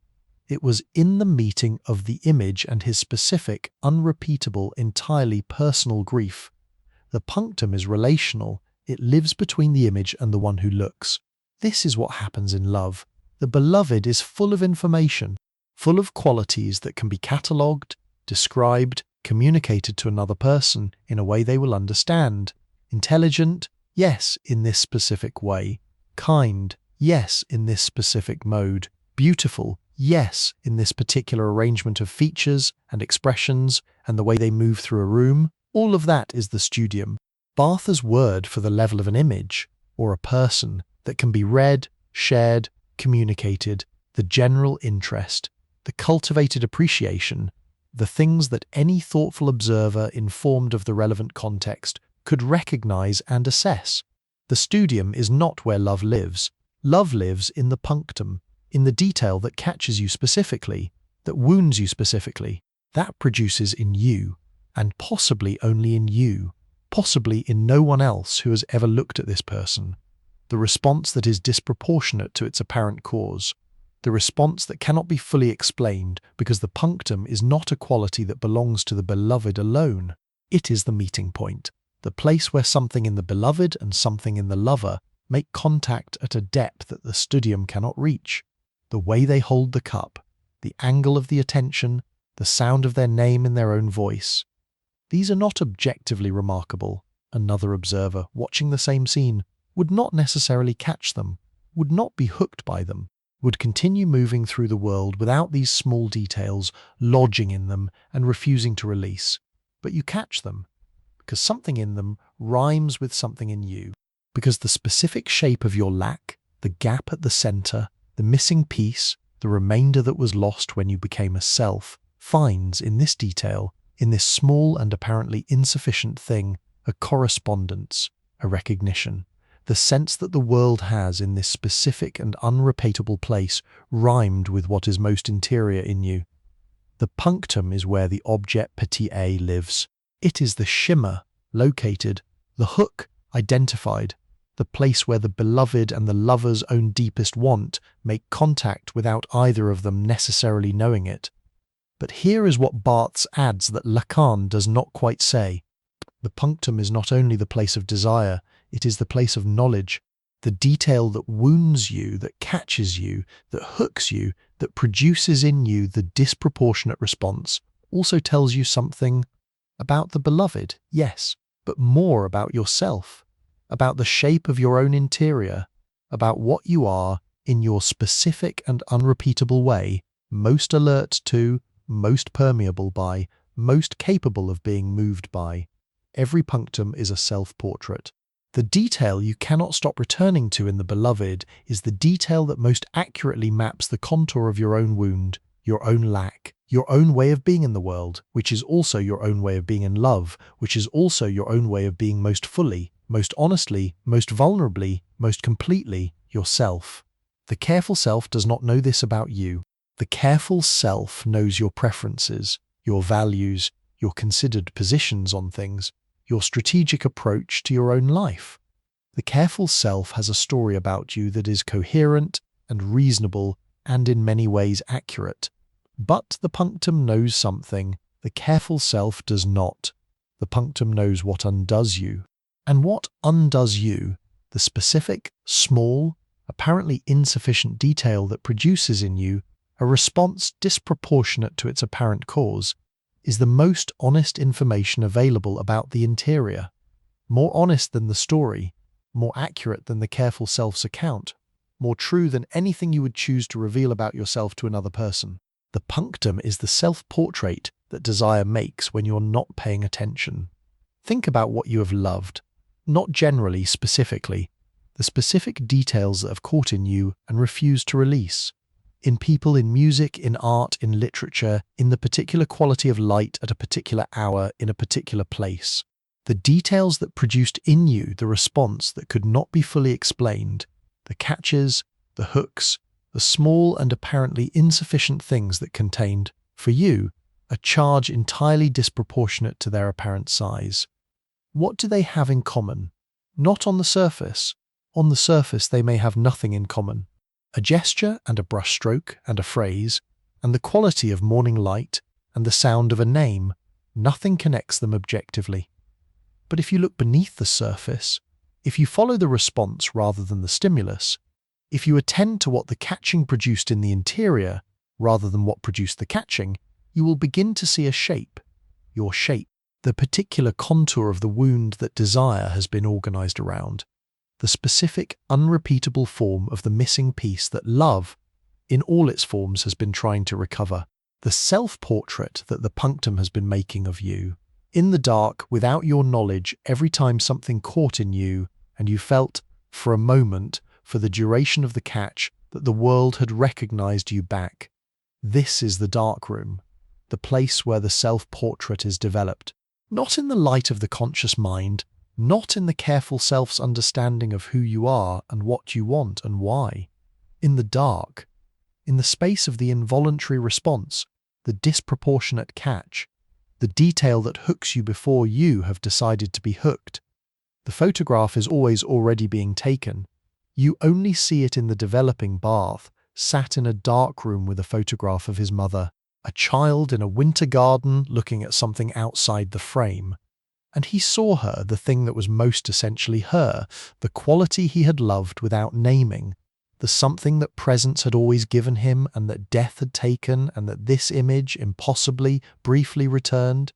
The punctum of the photograph was grief, was love, was the meeting of an image and a specific, unrepeatable interior at a depth where the distinction between seeing and being seen dissolves. He looked at the photograph, and the photograph looked back. Not at everyone, at him, only at him, because the punctum is always personal, always relational, always the product of a meeting between what is in the image and what is in the one who looks. The same photograph shown to another person, shown to someone who did not know her, who has not lost her, who does not carry in the interior the specific shape of this specific absence, would not produce what it produced in him. They would see a child in a garden. He saw his mother, he saw himself in the seeing of her. He saw the wound. This is what the lover sees in the beloved's punctum, not the detail objectively, themselves in the perceiving of the detail, the angle of the attention, the way the cup is held, the sound of the name. These are not simply qualities of the beloved. They are the places where the beloved and the lover's interior make contact, where something in the world outside rhymes with something in the world inside, where the gap, for a moment, just a moment, not resolved, not closed, just briefly illuminated, shows its shape, and the shape is you, the shape that desire has been drawing in the dark, with every catch and every hook and every apparently insufficient detail that produced in you a response the careful self could not account for. This is what you have been loving all along. Not only the beloved, yourself, the missing part of yourself, the remainder, the thing that was lost in the mirror, and in the word, and in the long history of becoming a person inside a world that had already decided what you would be called. The beloved gave you the occasion, the dark room gave you the image, and the image developed slowly in the dark, without the careful self's interference, is the most honest portrait of the interior that love makes possible, not flattering, not the portrait the careful self would choose, the one that is true, the one that shows the wound, the one that shows in the wound the shape of what you have been reaching for in every love and every catch and every detail that hooked you before you knew you were hooked, the one that shows underneath everything you looking for yourself in the winter garden, in the angle of someone's attention, in the sound of a name, in the small and apparently insufficient detail that contains, for you and only for you, the whole weight of what it is to have loved. Section 8. To be loved the uncertainty. There is a question the lover never asks directly. Not because they haven't thought of it, they have thought of almost nothing else. In the particular hours when the thinking becomes involuntary, when the mind returns to the question the way the tongue returns to the place where a tooth was, compulsively, without deciding to, discovering the absence again and again as if the discovering will eventually produce a different result, they have thought of it constantly. They do not ask it directly because the asking would be the scene, would be the crossing of the line, would make visible, in a way that cannot be managed afterward, the full dimensionality of the need. And the need in its full dimensionality is frightening, even to the lover, even to the person inside the need, who knows better than anyone what it contains and what it costs, and what it would mean to have it met, and what it would mean to have it not met. The question is simple, devastating in its simplicity. Do you love me? Not in the general sense, not the philosophical inquiry into the nature of love, not the sociological question about what love means across cultures and centuries. The specific, urgent, entirely personal question, the question that is really asking something more precise than its 3 words suggest. Do you love me the way I love you? Is what is happening inside you when you think of me. If you think of me, anything like what is happening inside me when I think of you. Is the space between us inhabited on both sides with the same quality of attention, the same weight of feeling, the same organizing of the interior around the other person's existence that I have been living inside since the ravishment, since the image installed itself, since you became necessary in the way that means I am no longer entirely my own? The lover does not ask this. They look for evidence instead. The lover becomes, in this condition, the most attentive person in any room. Not attentive in the general sense, not alert to everything, not present to the full complexity of what is happening around them. Attentive to one thing, one person, one continuous, exhausting, involuntary project of reading, of extracting from every available signal the information that the direct question would provide instantly, but that the direct question cannot be asked to provide. Every gesture is read. Every word is weighed against the words that might have been chosen instead. Every silence is measured for its quality. The silence of someone who is comfortable, or the silence of someone who is withdrawing, or the silence of someone who is simply in the ordinary quiet of their own thoughts, with no particular message being sent. Every message is analyzed, not consciously, or not only consciously. The analysis happens at a level beneath deliberate thought, in the part of the mind that is always, in love, running the background process of interpretation. the process that takes in the data, the response time, the word choice, the presence or absence of the small signals that the lover has learned to read as indicators of the beloved's interior state, and produces continuously an assessment. Warm today, present. The message came quickly, and the words were, yes, those words specifically, not these other words, these words that would have meant something slightly different, these words that carry a specific quality of attention, or cooler today. The response took longer than yesterday. The words were careful, friendly, but careful, the kind of careful that means something is being managed. Something is being kept within a limit. The lover reads these signals with the dedication of a scholar and the anxiety of someone whose entire sense of the situation depends on the reading being accurate, which it frequently is not, which it cannot be, structurally, because the beloved is not sending a continuous transmission of their interior state. The beloved is simply living, moving through their hours with the ordinary freedom of someone who is not, at every moment, monitoring the signal they are sending. The beloved is not a text, but the lover reads them as one. Barthes calls this the uncertainty, and he is precise, as he always is, about what kind of uncertainty it is. It is not the uncertainty of someone who does not know what they feel. The lover knows what they feel, knows it with a clarity that is almost painful, knows it in the body before the mind has fully registered it, knows it in the specific weight of the interior that has been reorganized around another person's existence. The feeling is not uncertain.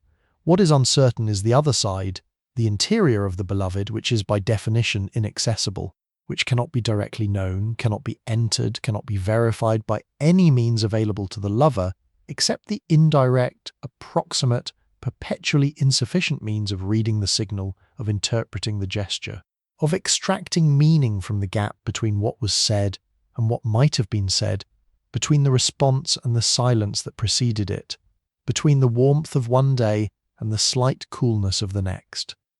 The beloved's interior is a closed room. The lover stands outside it, listening at the door, and here is what makes the uncertainty specifically unbearable.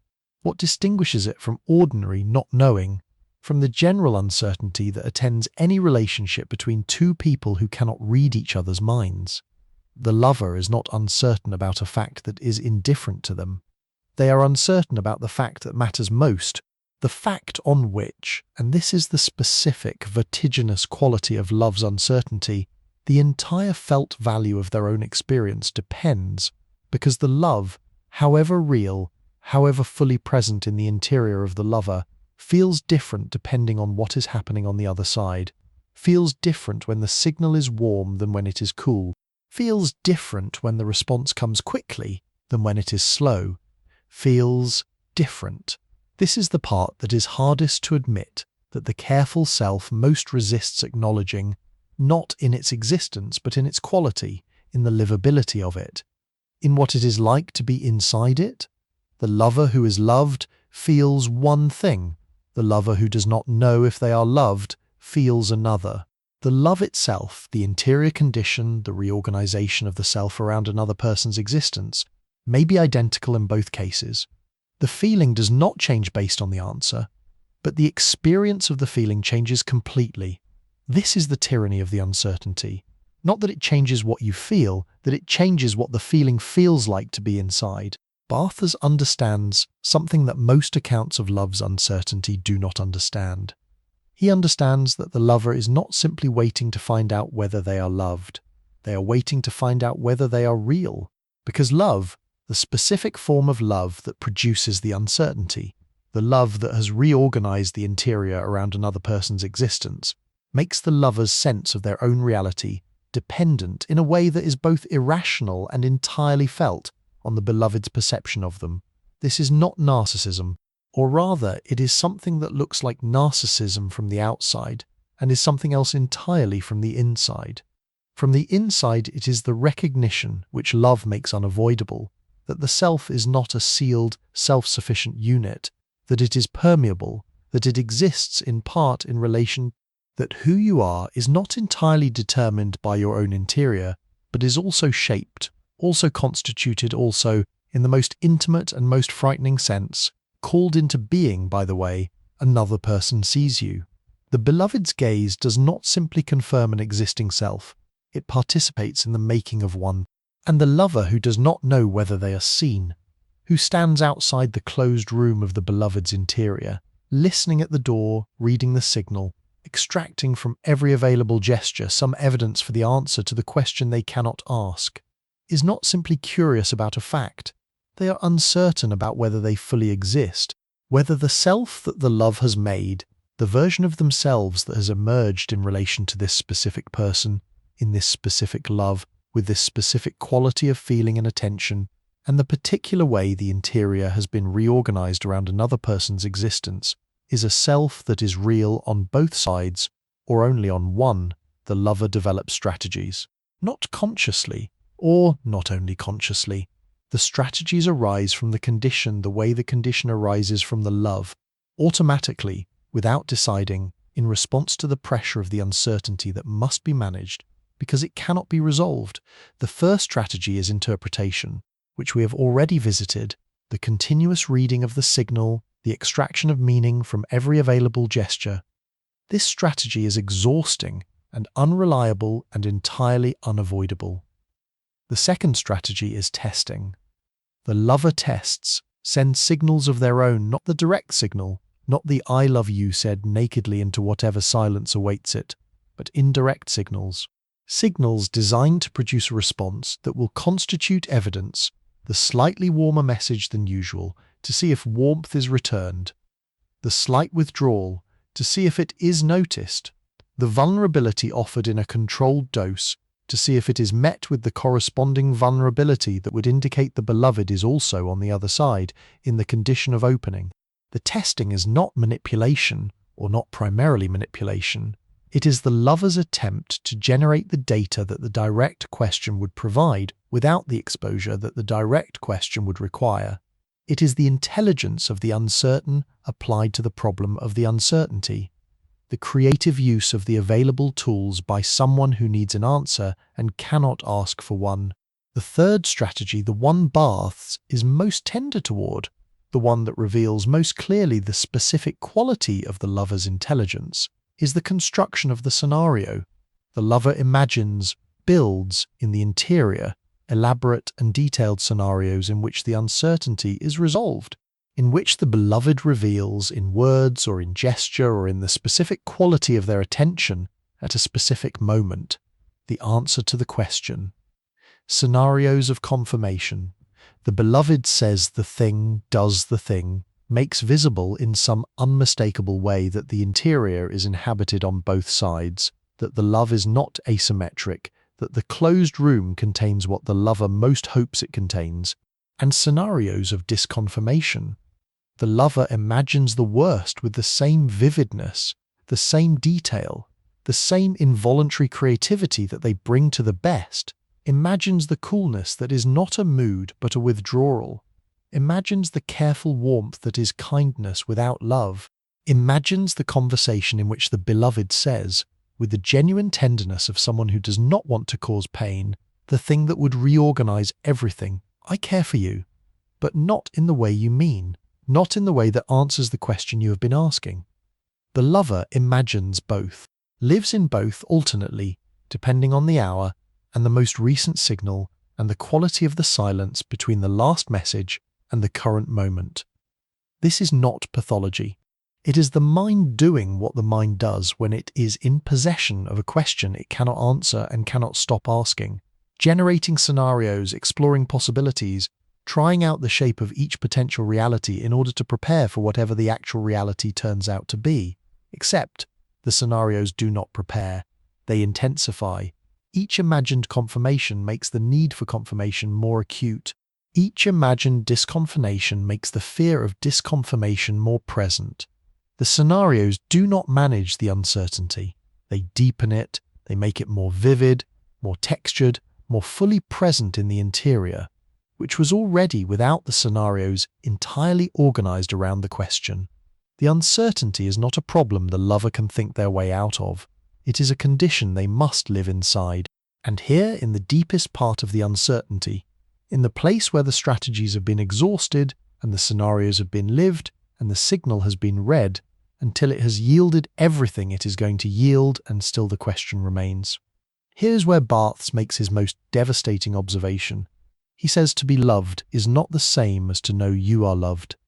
The beloved may love you completely, genuinely, with the full weight of their interior organized around your existence in precisely the way you have been hoping, may have been inside this condition for as long as you have, may have been asking the same question about your interior that you have been asking about theirs, may be standing outside the same closed room listening at the same door with the same exhausting, involuntary, entirely unavoidable project of reading the signal. And you may not know it, because the interior is a closed room, because the signal is always approximate, because the most complete and genuine love does not come with a guarantee of its own legibility, does not announce itself with a clarity that makes the uncertainty impossible, does not transmit its reality through the gap between two people with the fidelity that the lover listening at the door needs it to transmit with. You may be loved entirely, genuinely, in the exact way you most need to be loved, and still not know, still standing at the door, still reading the signal, still asking in the strategies and the scenarios and the interpretation and the compulsive returning to the evidence, the question that the evidence cannot definitively answer. Do you love me? Not because the answer is no, because the answer, however true, however complete, however fully present in the interior of the beloved, cannot cross the distance between two people with the certainty that love in its need is asking for. The gap is not only in you, it is between you, and it does not close. Not with the I love you, which helps, which matters, which is necessary, but which is a word, and words are glass cases around the living reality they claim to contain. Not with the gestures which are warm and real and constitute the texture of being loved, but which are always from inside the uncertainty, open to interpretation. Not with time, which brings familiarity and ease and the settled quality of a love that has survived its early uncertainty, but which also brings new uncertainties, new versions of the closed room, new occasions for the question. The gap does not close, the uncertainty does not resolve. Not permanently, not completely, not in the way that the lover, standing at the door, is asking for it to resolve. And Barthes, who stood at this door, who read these signals, who lived inside this uncertainty, and held the pen steady while he was inside it, does not tell you this is a failure. He tells you it is the condition of being a subject who loves another subject, of reaching across the gap between two interiors that cannot be merged, two closed rooms that cannot be opened from the outside, two people who are, however close the love has brought them, however real the inhabiting of each other's lives, irreducibly separate. The uncertainty is not a problem with this love. It is the structure of all love, of all genuine contact between two people who are genuinely other to each other. The uncertainty is the gap speaking. And the gap, as we have learned, as every section of this script has been trying to say in a different way, is not the wound in an otherwise whole love. It is the condition love requires in order to be love. The space between two people that is never fully closed, the door that is never fully open, the question that is never finally, permanently, completely answered, and the lover still standing at the door, still listening, still reading the signal with the dedicated, exhausted, entirely human attentiveness of someone who needs to know and cannot know and goes on trying anyway, is not failing, is not broken, is not asking for something that a better love, a healthier love, a more enlightened relationship with their own need would not require, is simply loving. In the only way that love between two separate people, across the gap that separates two interiors that cannot be merged, is available to be done, uncertainly, faithfully. At the door, listening, section 9, the ending that is not named. It does not announce itself. This is the first thing to understand about the ending that Barthes is most honest about. The ending that is not a rupture, not a scene, not a conversation that draws a line and says, here, on this side was the love, and here, on this side is what comes after. The ending he is most honest about does not arrive with the force of a door closing. It does not give you the thing that endings are supposed to give, the moment of knowing, the before and after, the clean demarcation that would allow grief to begin. because at least grief knows what it is grieving. It arrives as a weather change, gradual, atmospheric. The kind of change you do not notice while it is happening, because each individual day is so close to the day before it that the difference is imperceptible. And then one morning you look up and the season is different, and you cannot say when the turning happened, cannot locate the specific day or hour or conversation in which the thing that was present became the thing that is no longer present, cannot find the wound, because the wound does not have an edge, does not have a moment of infliction, does not have the dignity of a clear cause. The charge simply shifted, the shimmer moved, the specific quality of aliveness that this person's existence gave to your hours. The way the morning felt different when there was a message, the way the room felt different when they were in it, the way the world felt organized around a center that gave it meaning and direction, and the particular intensity of a life that is leaning towards something, that quality began, without announcement, to be less, not absent, less. And less is harder than absent, because absent has a name. Absent can be grieved. Absent is the ending that announces itself, that gives you the rupture, that draws the line and says, here is where you begin to recover. Less gives you nothing to recover from. Less gives you only the slow, disorienting, almost shameful experience of watching the love change from the inside, watching the charge withdraw, the shimmer migrate, the specific aliveness diminish, and not knowing whether what you're watching is the end of the love or simply its transformation into something quieter, something more sustainable, something that has moved past the intensity of the early figures into the settled register of a love that has found its equilibrium. Is this the ending? Or is this what love becomes when it has survived long enough to stop performing itself?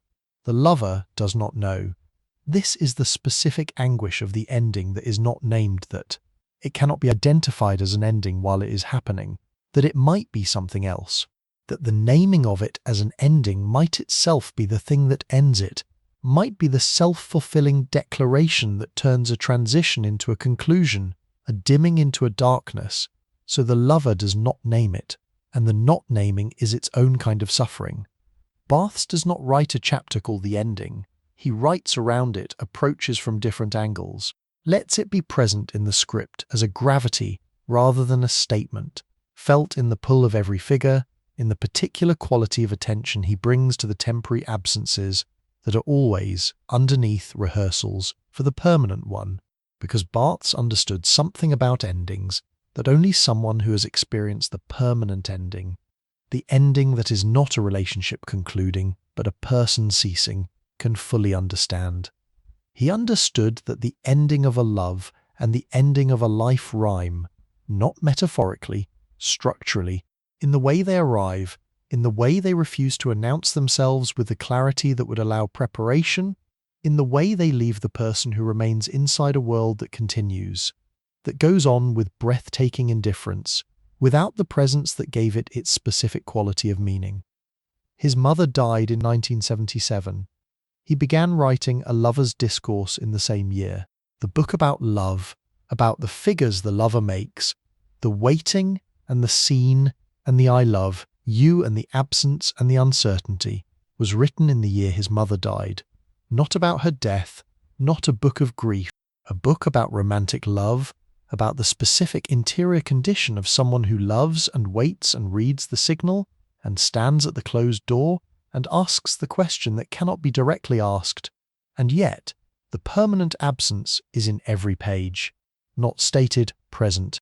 The way a note held beneath a melody is present, not heard as a separate sound, but felt as the quality that gives the melody its resonance, its depth, the particular emotional register that distinguishes it from the same notes played without the held note beneath them. Every temporary absence in the book is held over the permanent one. Every waiting rhymes with the waiting that ends only one way. Every monument that absence makes of presence, every room full of objects charged with the weight of someone who is not there, resonates with the room after the person who filled it will not be coming back. He does not say this. He does not have to. There is a photograph, a child in a winter garden. He found it while going through her things after she died. after the ending that is the most permanent ending, the one that does not shift or migrate or withdraw gradually, the one that draws the line with the absolute authority of the irreversible, he found the photograph and he recognized her.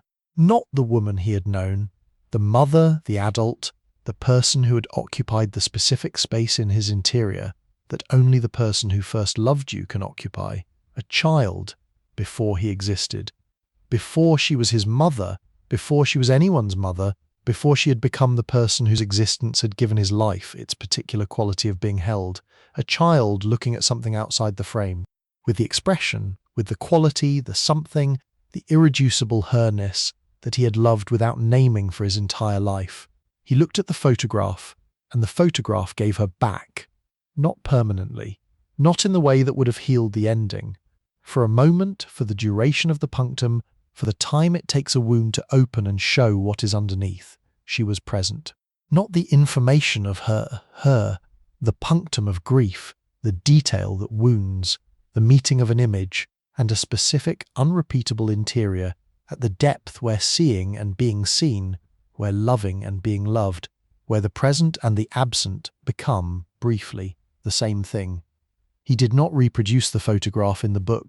He knew, with the precision that only a theorist of the punctum could know, that the photograph would not produce in the reader what it produced in him, that the reader would see a child in a garden, would not see her, would not feel the specific weight of this specific absence pressing against this specific image at this specific moment in the interior of a man who had just lost the person who had loved him first and longest, and most completely, and who was now, simply, permanently, without appeal, not there.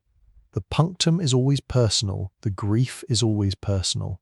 The ending that is most real is always the one that happens in a specific interior, to a specific self, in relation to a specific person, whose existence had given the world its particular quality of meaning, and when that person is gone, when the ending is that kind of ending, the world continues without consulting it, without pausing, without offering even the small acknowledgement that the grammar of a life has just been permanently altered, that the centre around which an interior was organized has just been removed, that what remains is not the same interior with a missing piece, but something new and not yet named, the self that exists after the permanent ending, still breathing, still moving through the world, still performing the ordinary competencies of a person who is fine, who is present, who has not just had the foundation of their existence quietly removed.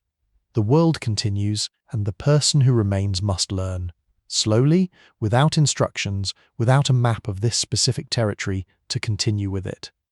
The ending of a love is a rehearsal for this, not in a morbid sense, not as a reason to dread love or to hold it at a distance, to protect against the ending by not fully entering the beginning, as a structural truth.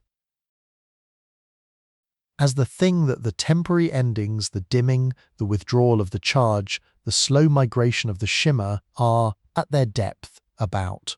Every ending of a love contains within it the knowledge of the permanent ending. Every dimming rhymes with the darkness. Every figure of absence, the waiting, the not here, the room full of monuments is held, beneath itself, over the figure of the absence that does not resolve in return. This is not pessimism. It is what Barthes understood by attending, with his full and extraordinary intelligence, to what love actually contains. Not only the ravishment and the warmth and the I love you and the extraordinary aliveness of the interior, organized around another person's existence. Also this.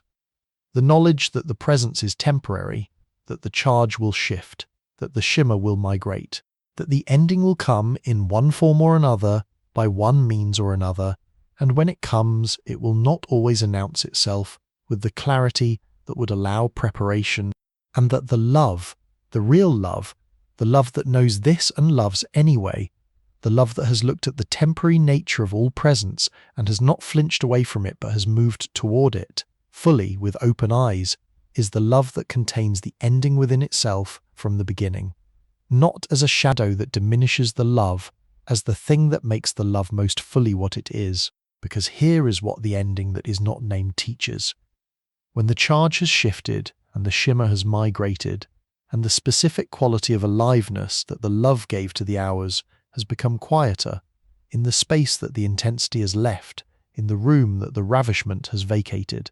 Something else is present, something quieter than the figures, something that does not have the voltage of the waiting or the exposure of the scene or the vertiginous quality of the I love you said into a silence that may not answer.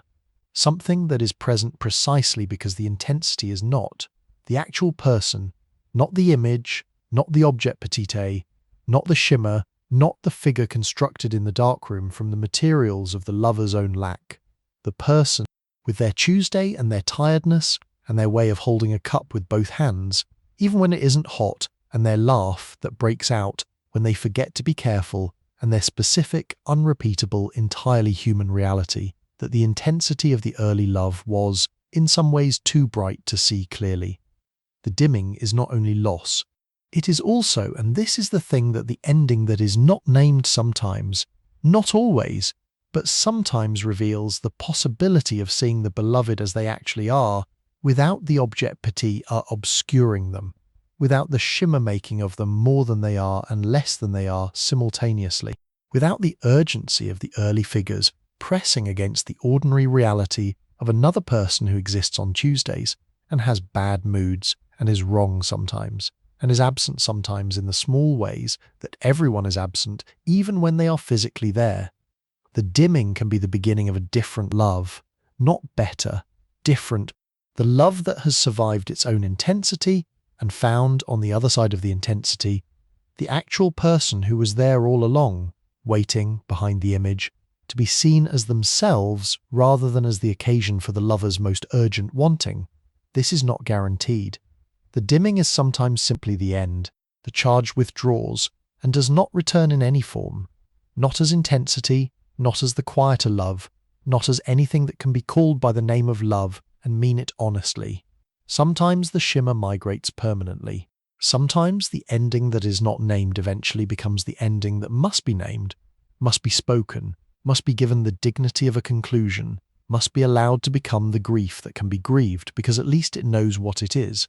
And that too is a kind of love, the love that knows when it is over, that names the ending not to wound but to honour, to give the love the respect of an honest conclusion rather than the slow suffocation of a pretense that it is still what it was. Both are possible, both are real, both require from the lover the same thing that every figure has required, the willingness to attend, to be present to what is actually happening in the interior, rather than to the version of it that is most comfortable, most bearable, most consistent with the story the careful self has constructed about what this love is and where it is going. The attention that Barthes modelled, the pen held steady, not because the hand is not shaking, because the annotation, the honest, careful, unflinching notation of what is actually present in the interior, is the only dignity available to someone who is inside the ending that is not named, and the only way through it. His mother is in the winter garden, looking at something outside the frame with the expression he recognized, with the quality that was most essentially her. He looks at the photograph looks back, and in the looking, in the meeting of the image and the specific, unrepeatable interior of the man who loved her, she is present. Not permanently, for the duration of the punctum, for the time it takes a wound to open, which is enough, which is, Barthes understood, all that presence ever is, even when it is not mediated by a photograph, even when it is not held against the background of the permanent ending, even when it is simply the ordinary Tuesday of two people in the same room, moving through their hours with the ordinary freedom of people who have not yet lost each other. Even then, presence is temporary. The duration of the punctum, the time it takes a wound to open and show what is underneath, which is everything. Section 10. What love knows.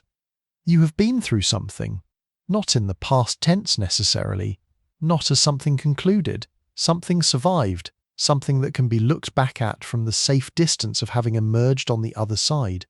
You may be inside it still, inside the waiting, or the uncertainty, or the slow dimming that has not yet decided whether it is an ending or a transformation, inside the figure that has not yet resolved, inside the question that the silence has not yet answered. Or you may be on the other side, in the quiet that follows the figures. The quieter interior of someone who has been through the ravishment and the scene and the I love you said into the uncertain silence, through the absence and the monuments and the darkroom and the ending that arrived without announcing itself. Someone who has been in the full and unglamorous sense, a lover, and who carries now in the specific way that experience deposits itself in a person something that was not there before. Not wisdom exactly. Barthes would be suspicious of wisdom. Wisdom implies arrival, resolution, the conversion of experience into lesson, and Barthes resisted all of that. He did not believe that love could be learned from in the way that the word learning usually implies.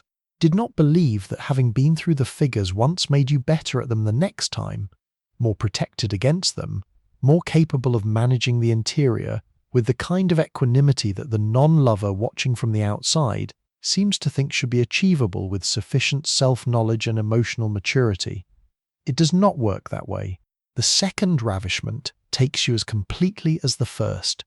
The second waiting is as acute as the first waiting. The second I love you said into an uncertain silence is not said with more composure because you have said it before and know how the silence feels and have survived it.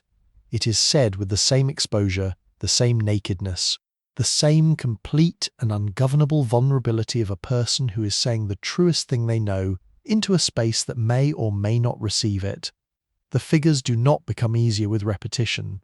They become, if anything, more recognized, more quickly identified, more available to the lover as what they are. This is the waiting. This is the scene. This is the ending that is not yet named, rather than as formless, unnamed conditions that are happening to a self that does not yet have language for them. Recognition is not protection, but it is something. What the lover knows, what love deposits in the interior that was not there before, is not a lesson about love. It is a knowledge of the interior itself, a knowledge that only the figures produce, that cannot be acquired any other way, that the person who has not loved, not in this mode, not with this quality of reorganization, not with the full vulnerability of the self that has been taken by the ravishment and has not protected itself against the taking, does not have access to, not because they are less capable, because the interior only shows itself under certain conditions, and the condition that reveals the interior most completely, most honestly, most without the management and the performance and the careful curation of the self that ordinary life requires, is love. Love is what strips the careful self, removes one by one the layers of the managed, the curated, the strategically presented. The waiting strips the layer of self-sufficiency, the scene strips the layer of composure, the I love you strips the layer of protection, the uncertainty strips the layer of confidence, the dimming strips the layer of certainty about what you feel and why and what it means about you. And what remains, when the layers have been removed, what the love reveals, when it has done its full work on the interior, is not a wound, or not only a wound, it is the self, the actual self, not the self that the careful management presents to the world, not the self that the mirror's image claimed you were, not the self that the other's desire shaped in the long history of your becoming a person. The self that remains when the performance stops, that is exposed in the waiting, in the scene, in the I love, you said without certainty of return, in the uncertainty that cannot be resolved by strategy or interpretation, or the construction of scenarios, in the dimming that must be attended to without the comfort of the story that would make it mean something clean and useful and resolve. This self, stripped, exposed without the management, is not flattering. It is needy in ways the careful self has worked to conceal. It is dependent in ways that the culture teaches are weaknesses. It is organized around another person's existence in a way that the self-sufficiency myth of modern personhood considers a failure of individuation. And it is precisely because of all of this more real than the managed version, more you, more the actual contour and weight and specific gravity of what it is to be this particular person with this particular wound, with this particular shape of lack and longing and the specific quality of what you reach for. When you reach, love made it visible. That is what love knows that nothing else teaches. Not what to do with the visibility, not how to live with the self that the love revealed, just that it is there, that it exists, that underneath the careful management and the performance and the long faithful labor of being the self that was required, this other self was always present, waiting in its own way to be found. Barthes wrote A Lover's Discourse in the year his mother died. He wrote about love, romantic love, the figures, the interior cartography, and he was writing about grief. Not instead of love, simultaneously. The two things occupying the same interior space in the same year, the romantic figures held over the permanent absence, the waiting and the scene and the I love you, rhyming with the waiting that ends only one way, and the things left unsaid, and the words that cannot now be said, because the person they were meant for is no longer available to receive them. He did not separate these. And I think this is the deepest thing in the book, the thing that makes it more than a theory of romantic love, more than a brilliant phenomenology of the lover's interior. I think he understood that love and grief are the same motion. Both are the self reaching toward a presence it cannot fully have. Both are organized around a gap. The gap that the beloved's otherness maintains even in their presence. The gap that death makes permanent. Both produce the same figures, the waiting, the absence, the monument that presence makes of objects in a room, the question that cannot be asked directly, the signal read and reread for evidence of the answer that would make the unbearable bearable. Both require the same thing of the person inside them, the willingness to remain, to not protect against the feeling by managing it into something smaller and more survivable, to let it be as large as it actually is, to attend to it with the pen, with the annotation, with the honest and unflinching notation of what is actually present in the interior, without demanding that it resolve into something more comfortable than what it is.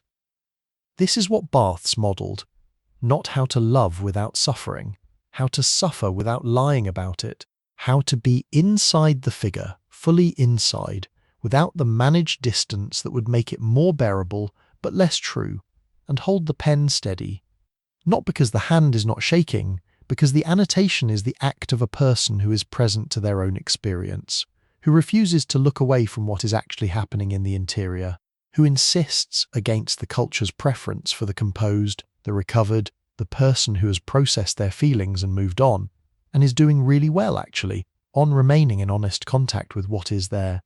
This is what love knows, not how to be satisfied, how to be present. There is a question that follows from all of this. The question that the careful self, having listened to every figure, having recognized itself in the waiting and the scene and the uncertainty and the dimming, is entitled to ask, was it worth it? The reorganization of the interior, the exposure, the vulnerability that the love required and that the love in many cases did not protect, the figures lived through without resolution, the endings that did not announce themselves, the permanent absence that the temporary absences were always, underneath, rehearsing for. Was it worth it? Barthes does not answer this question. He would not answer it, not because he didn't have a position, but because the question, framed as a calculation, as a weighing of cost against return, misunderstands what the love was, misunderstands what the figures were, misunderstands what the interior, reorganized around another person's existence, was doing. It was not making an investment. It was not pursuing a return. It was being fully, honestly, without the management that would have made it more efficient and less true, alive. The waiting was not a cost paid toward a reward. The waiting was the lover, in the fullest possible possession of their own aliveness, experiencing the specific quality of existing in relation to something that matters. The scene was not an embarrassment to be regretted. It was the moment the interior showed itself, unmanaged, unglamorous, entirely real. The I love you was not a gamble. It was the most honest thing that can be said by a person who has been taken by the ravishment and has chosen, against strategy, against the careful self's better judgment, against all the excellent reasons to remain protected, to say so. The uncertainty was not a failure to achieve certainty. It was love doing what love does between two separate people who cannot merge, who remain irreducibly other to each other, who reach across the gap with the full knowledge that the gap does not close and reach anyway. The dimming was not the love failing. It was the love changing, becoming something quieter, or ending, or transforming into the grief that knows what it is grieving, or revealing beneath the intensity the actual person who was there all along, waiting behind the image to be seen as themselves. All of it was the interior, alive. All of it was the self present. All of it was the figure that the body makes when it is in love, recognizable, recurring, the posture that has been made by every lover in every century in every language, who was taken by the ravishment and did not look away from what the taking produced. Was it worth it? The question assumes an alternative. There is no alternative, not to the real thing. Not to the love that reorganizes the interior, rather than merely decorating it. Not to the figures that strip the careful self and reveal what is underneath.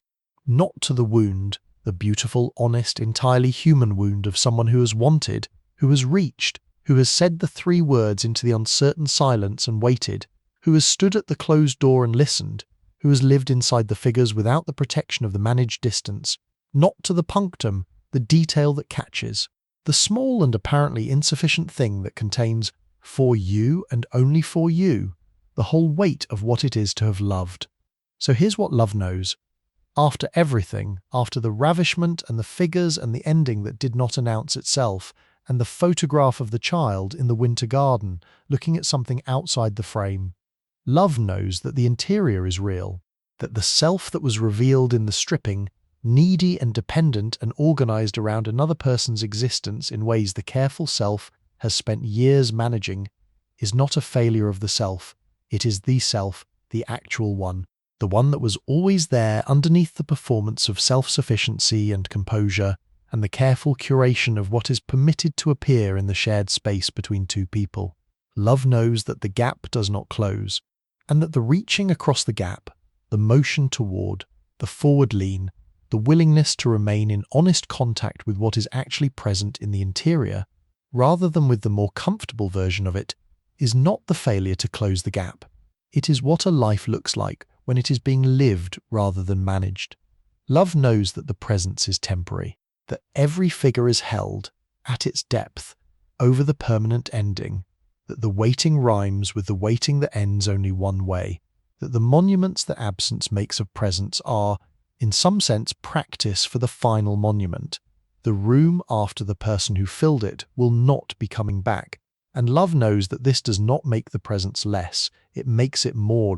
The temporariness is not the wound in the presence.